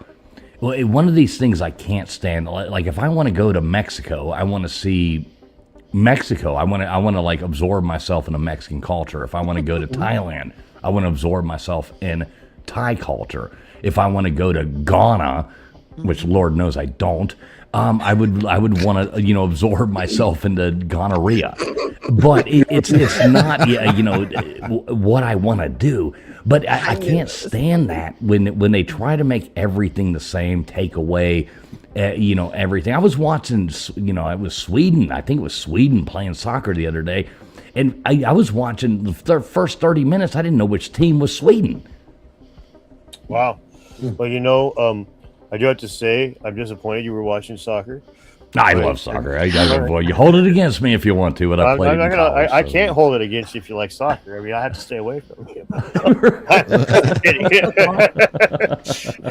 No, all right, I'll call it football, and we'll meet in the middle somewhere. Yeah, there you go. I felt Dan so is bad for that definitely my Freddie friend. guy. What is that, Gutters? I'm sorry. Dan is definitely my friend. Right. No, I felt so bad for that Freddie guy. Was traveling around. I've been watching him, the guy from Germany over here doing that. And he was like saying, wow, the United States is such a cool place. We're going and we're seeing all this new stuff. Everybody's so hospitable. We're doing this. And then some asshole, of course, has to go on there and find some old tweet that he put out saying, something about racism and it can be against whites too and blah blah blah. They got to dig up some old tweet. Imagine being that insufferable of a person where you have to go search somebody's entire Twitter account to find something to call them out on and ruin them. The guy had deleted his Twitter account. Yeah, that's insane. It's infuriating. It's a sad part of it. Like it's a hard. I try to empathize with it because like I was saying before we started, I've been online for so long that I've got a pretty thick skin to this stuff. I mean, I was online long before grandmas were running around and angry tweens telling us what we could and couldn't say. So I was getting called all the names in the books before I was a teenager, right? And he's back there fighting with people on MySpace. Yeah, MySpace. Fuck no, bulletin board services in the '80s when they were. Was there something back then? I didn't even know there was. Oh yeah. You had to have an AOL account. That's even before that. I'm not gonna lie. That. You're the youngest 39-year-old on here. I am the youngest 39-year-old there is. Well, in the old days, you'd hook one computer up. You get the software for a bulletin board service. You hook one computer up to a phone line.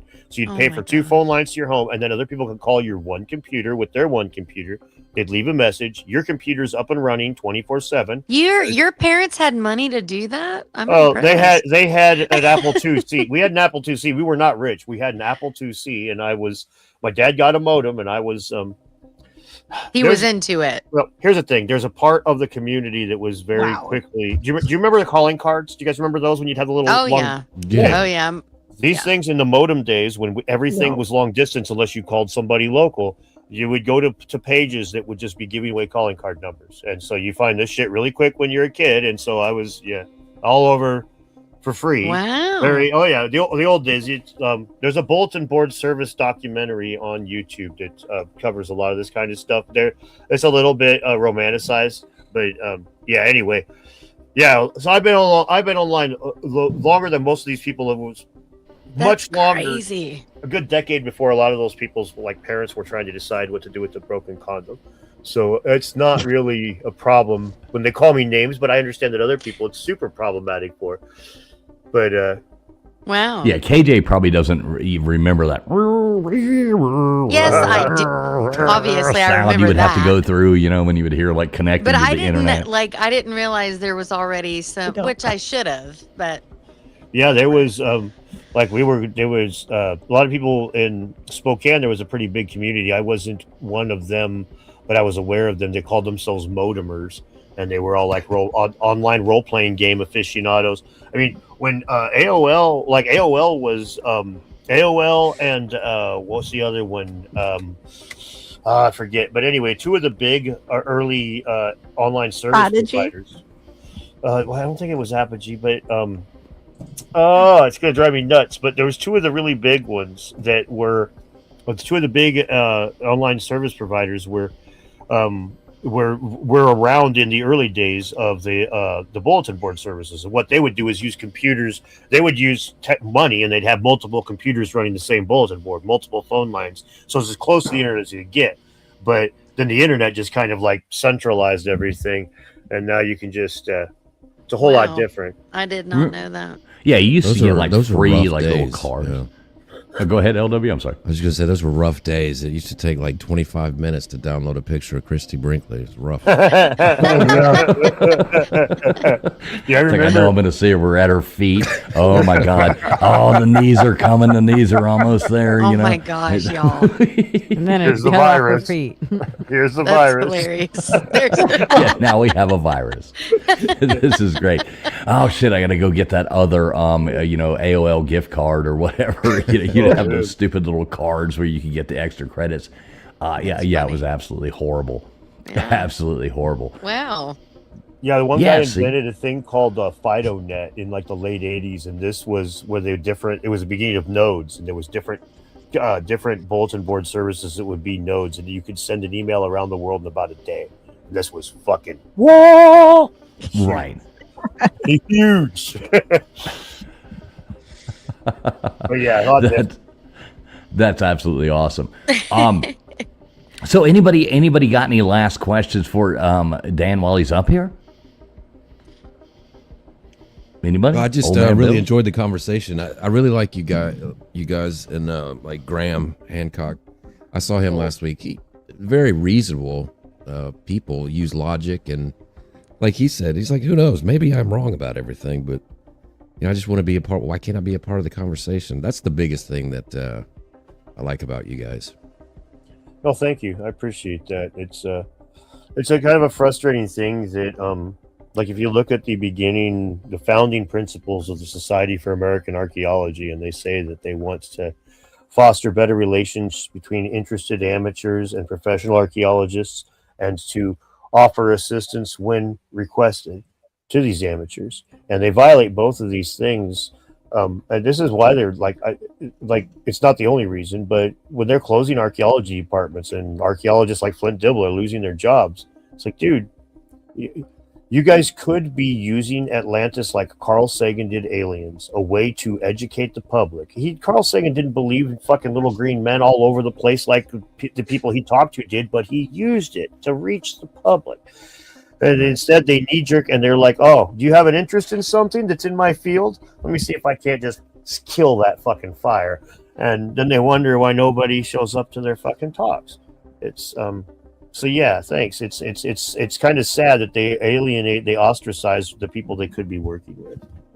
But instead, it makes no sense. Yeah. So Dan, what is this event you got coming up? Because I'm actually interested in this. I do like to travel. There is something in the name there.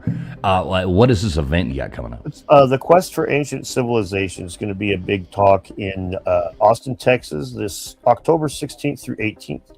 And it's so far like there's some speakers are still to be announced because there's a lot of people that are potentially going to be there. But me, Randall Carlson, David Childress, Billy Carson, Hugh Newman, J.J. Ainsworth. Oh shit! I don't know if Luke Caverns is going to be there. Not. There's going to be a bunch of us types there, babbling about pyramids and whatnot for a few days, and it's going to be in Austin, Texas. Which, if you're not familiar, is kind of the mecca for the podcast, goofy comedian Joe Rogan sphere spot in the internet right now, or of publishing content right now. So it's a pretty fun town to kick it in, and yeah.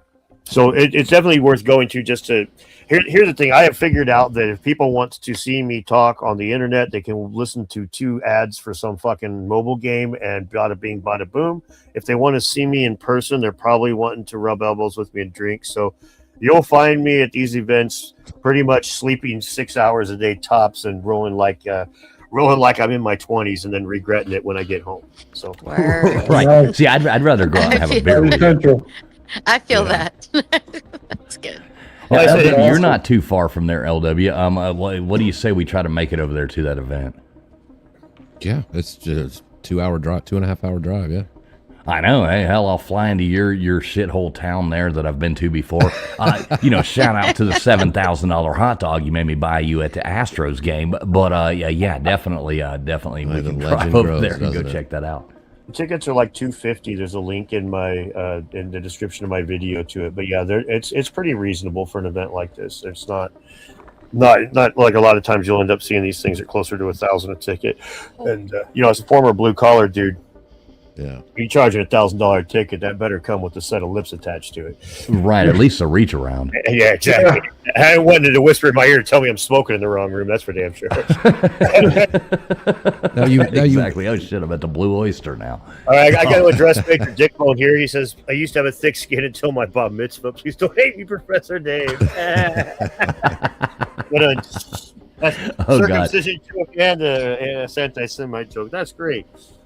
Yeah, you get a bunch of new memberships coming in there as well. Old saggy guy, look at you go. You ain't bad. Appreciate that. Now I got a bunch of. What's great is when I get a bunch of picture.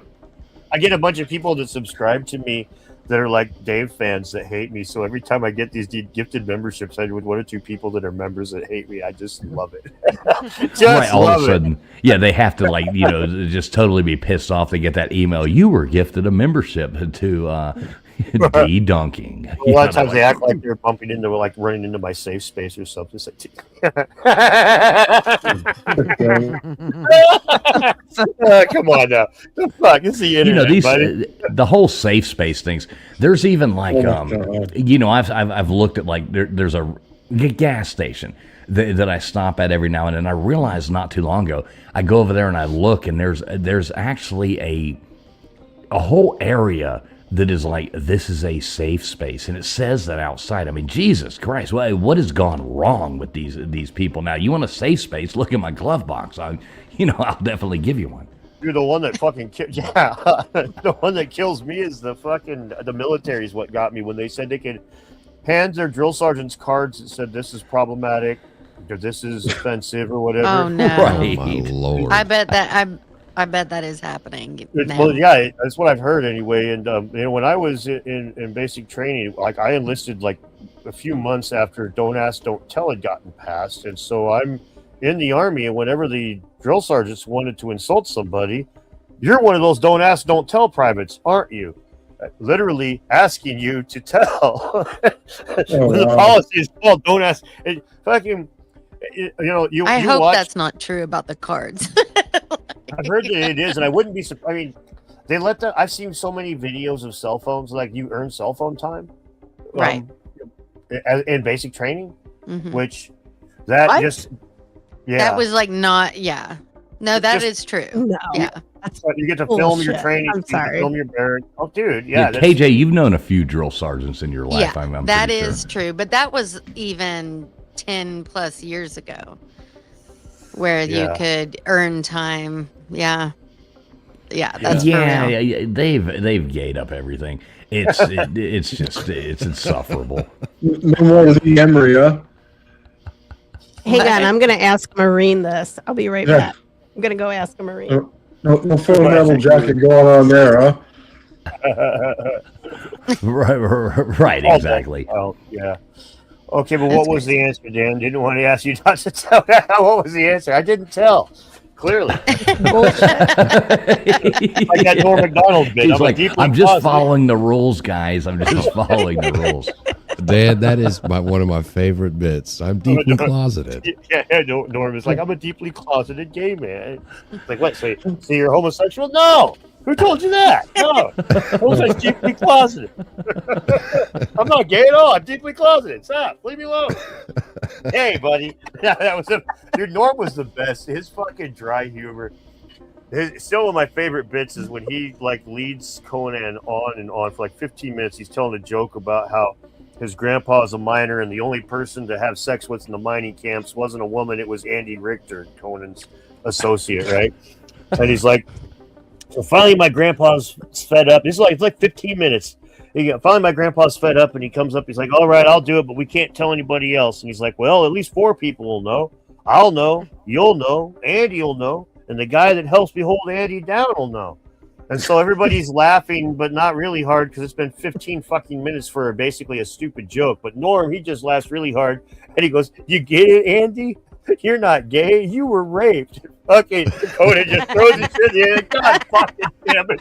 That is so wrong, dude. Norman was wrong, but he was What was it? good. That other one, Dan?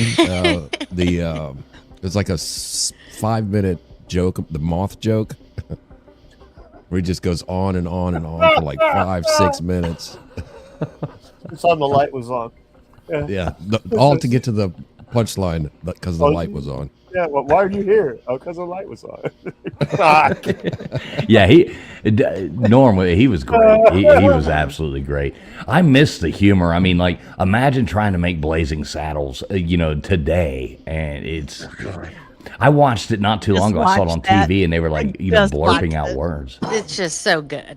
It's just so good. Horses. Oh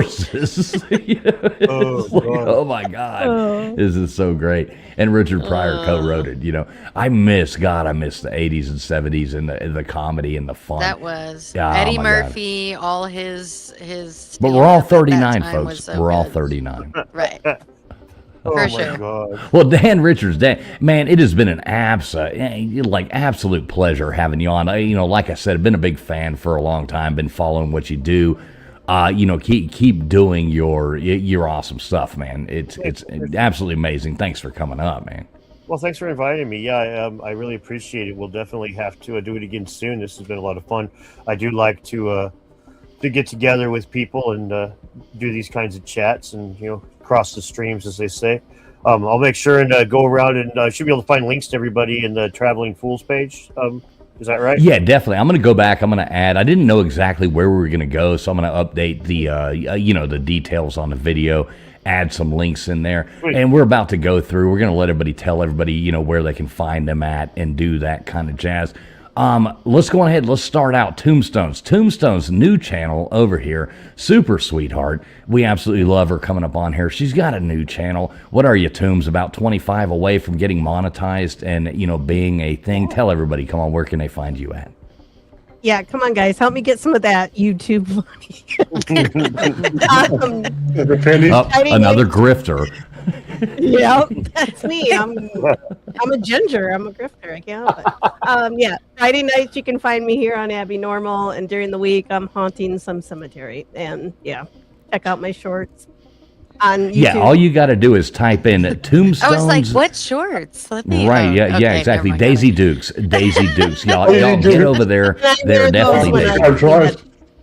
Yeah, so go over there, sub up. Anybody out there listening, I mean, for the love of God, let's get her to 500 subs there so we can get that channel monetized. Type in Tombstone's Dead Air Time. You listen over at Dan's or something like that. Tombstone's Dead Air Time. She's going to come up. You're going to see the the party looking little redheaded girl right there coming up there. Go over there and sub her up. Get her to that 500 for the love of God. That would be awesome. Nathan, what you got coming up for us, brother? No, I'm hoping to finish everything for my sensor array on my stuff, man. I'm in like an Arduino hell right now, trying to build all kinds of new stuff on there, man. It's a real pain, but hopefully it'll be up by the end of the week, and then or next week, I should say. And then I'll have a full sensor array tell me exactly what gases and everything goes on and something. That'd be pretty cool. Yeah, Nathan's channel is absolutely fascinating. He gets shocked all the time. He does experiments. He explains to us how this stuff works. I'm like Corky Thatcher. I don't understand what the hell's going on over there, but I do watch. Say Corky? Corky Thatcher. Desmond has a barrow in the marketplace. Right. I don't want to be a short order cook. Remember when he got the checkbook and went around? Remember when he got the checkbook and went around town like writing checks to everybody? It was like he got a job as a short order cook. He's like, I want to be a short order cook, and the next thing you know, he's like writing checks everywhere in town. Yeah, what a great show, Obadiah. Wow. Gutters Pub. Check her out. Yep. What you got, Gutters? What you got coming up for us? I got a new T-shirt and it says, "Get in, losers." We're going to die of dysentery. I'll bet that's a hit at the dive bar around the corner from your house. We're going to die of dysentery. We're going to die of dysentery. God. We've already like Oregon died Trail, an Oregon Trail T-shirt. That is hilarious. Yeah, it's and your hair looks fire. You know, Dan. Thank you know, you, Dan. Dan. We have gone live at night. You know, before you, and just like the stupid live streams and played Oregon Trail live like the original one. Gutters always drowns in like 2 feet of water. You know, the first time it's like, and she's like, I want to cock it. You know, she's talking about the wagon, but but she ends up getting drowned every time. I don't understand. That's because I step on my head when we're going across the river. That's why I drown. I like to step on your head while we cock it. So go over there, check out Gutters Pub. All you got to do is type in Gutters Pub into YouTube. KJ, you got any bangers coming out for us this week? KJ's a country music sensation. She just recently was singing the national anthem at a Bass Pro Shop, fishing event. She's all over the world touring and all that kind of stuff. So it's Katie did. Katie with a Y. I know I haven't posted in a while. I've been actually singing live, and just keep an eye out. I'll be out. I'll be posting more. Get back on the tube. There you go. So Katie did. I think that's on the gram as well. So go over there, check out Katie did. She posts all kinds of sultry pictures and stuff like that on the gram. So go over there and check her out at Katie did. You should do that. LW, he goes live every now and then, and we just burn down his channel. We're trying to get it, for some reason or another, nobody knows how to find it. So just type in LW. You will be able to find it. It'll pop right up, I promise you. Over here, Traveling Fools, every Friday night right here, we've got Abbinormal coming at you. And if you want to watch any of our previous shows or anything like that, want to be a guest on the show, go to Abbinormal.com. Mr. Producer in the background, he runs all that stuff for us. He's always here, going to be here forever and ever and ever. We love him to death. So Abbinormal.com, you want to catch any of our previous episodes, but every Friday night right over here at Traveling Fools, all you got to do is type that into YouTube. You will find it right here. Sunday night, Sunday, be there or be dead. Every Sunday night we do a trivia stream, 1, 2, 3, or 4 in the chat. Faster you answer, better off you are.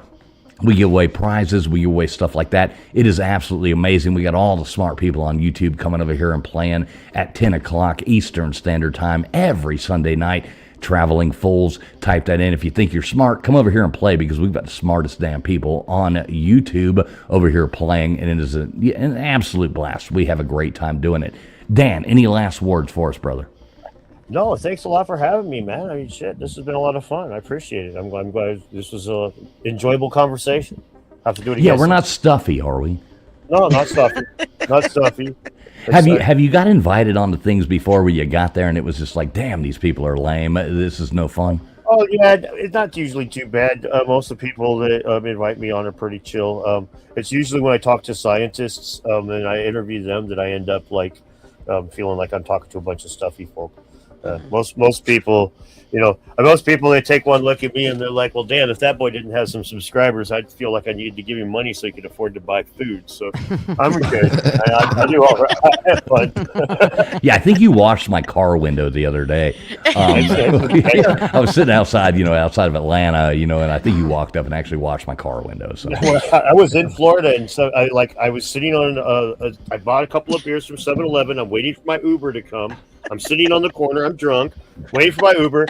Bitch is lost. She's driving in circles. I'm watching her on my phone. I'm watching her in real life. I'm like, this fucking idiot. Goddamn. Blah, blah, blah.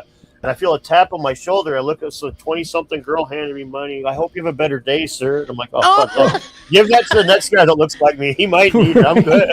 I'm just pissed at this retarded. I'm not like, That's hilarious. you get one of those people, those morons that do those YouTube shorts, where they're out there like giving the homeless people money, on the road and filming it, they like come up to you. They're like, hey brother, can I, so how's your day going? How's your, and all this, do you need me to take you to Walmart and buy you a new pair of shoes? All this shit.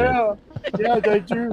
It's funny. I wear my shoes till they're like, I don't wear good shoes most places because I know that like girls look at your shoes to evaluate how much money you got. So. Do girls do that? Oh, you hush your So mouth. we've heard. Oh, of course So you we've do. heard. Dad took the money and bought beer. No, I didn't take the money. I'd already bought beer. I didn't take the money. No, it's like the guys have some guys will wear like nice shoes and stuff, and I don't. I'm not gonna. I mean, there's no. I had somebody ask me why I don't like dress better, and it's like, what am I supposed to buy, a fucking pimp hat and fucking shoes with aquariums in the heels? Like, what So I can feel Oh, uncomfortable. yeah. I do want those shoes Thank with the. you. Oh, Thank You ever you. see the Yeah. shoes with the goldfish in the back, and then you realize the Yeah. goldfish dies, and it's like, wow, that was kind of the awesome. point, You isn't it? looked You just really cool. every step you take, you're like, fucking God, Every this is step I take. animal cruelty. Exactly. Right, exactly. Poor little bastards in there bouncing up and down in his head. Poor thing. Yeah, you're like, Animal cruelty is bad, it's like, hey, Dan, I do have to say, before we get out of here, outro has already started. I am gonna go to GNU Padang before too long, and I do want to get it with you and Jimmy before I do that and see anything that y'all want me to film or any of that. So I will be going there very soon. right on. Cool. Yeah, let me know. Right, yeah, I definitely want to, be able to talk to you guys about that. So, Dan Richards right there, great show. Thanks, everybody, for tuning in tonight. It has been an absolute blast hanging out with all you guys. Dan is the man. Thank you very much for coming in there. And everybody, tell us goodbye in the chat. Hope you have a great 4th of July weekend. Hope to see you back here next Friday night for Abbinormal. We're going to be breaking down. We do a little bit every now and then where we break down movies and go in there and break it down. So we're going to have a bracket night going up, the most iconic horror movie of all time next Friday night. If you like kind of stuff like that, come check us out every Friday night over here at Traveling Fools. So just type it in. Thanks, everybody, for being here. We hope to see you with all 10 fingers. God bless everybody.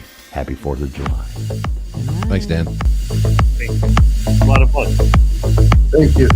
Have a good night. Night, everyone.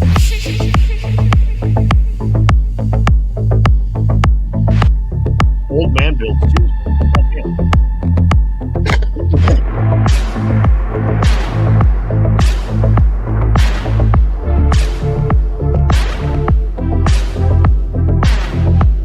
Just to go on ahead and bring this up, I've seen the stat. Whoever keeps telling us we're stupid in the chat, we absolutely love you. Thanks for being here. We favor all of you. Nothing better than that. Nothing better than somebody who love has it. typed in 50,000 times into the chat saying, you're all stupid. That's Yeah, thanks for being here the whole time, you fucking moron. Yeah. You like retards. Right. It would have been shorter than big shout out here, coming in here right here at the end of the show. Multi, my good friend Multi, gifting out 5 Traveling Fools memberships. Thank you so much, Multi. Much appreciated, buddy. Love you.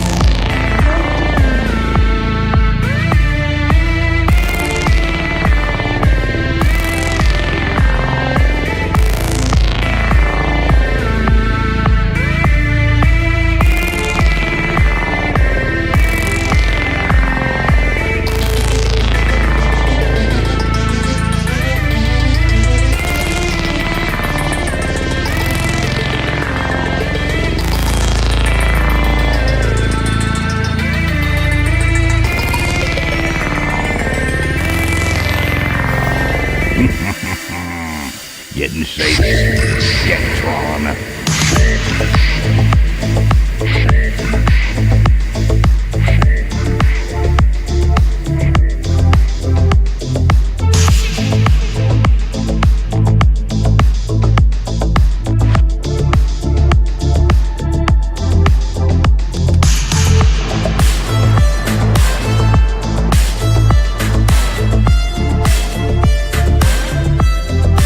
Zip your mouth, big dog Moz. Zip it.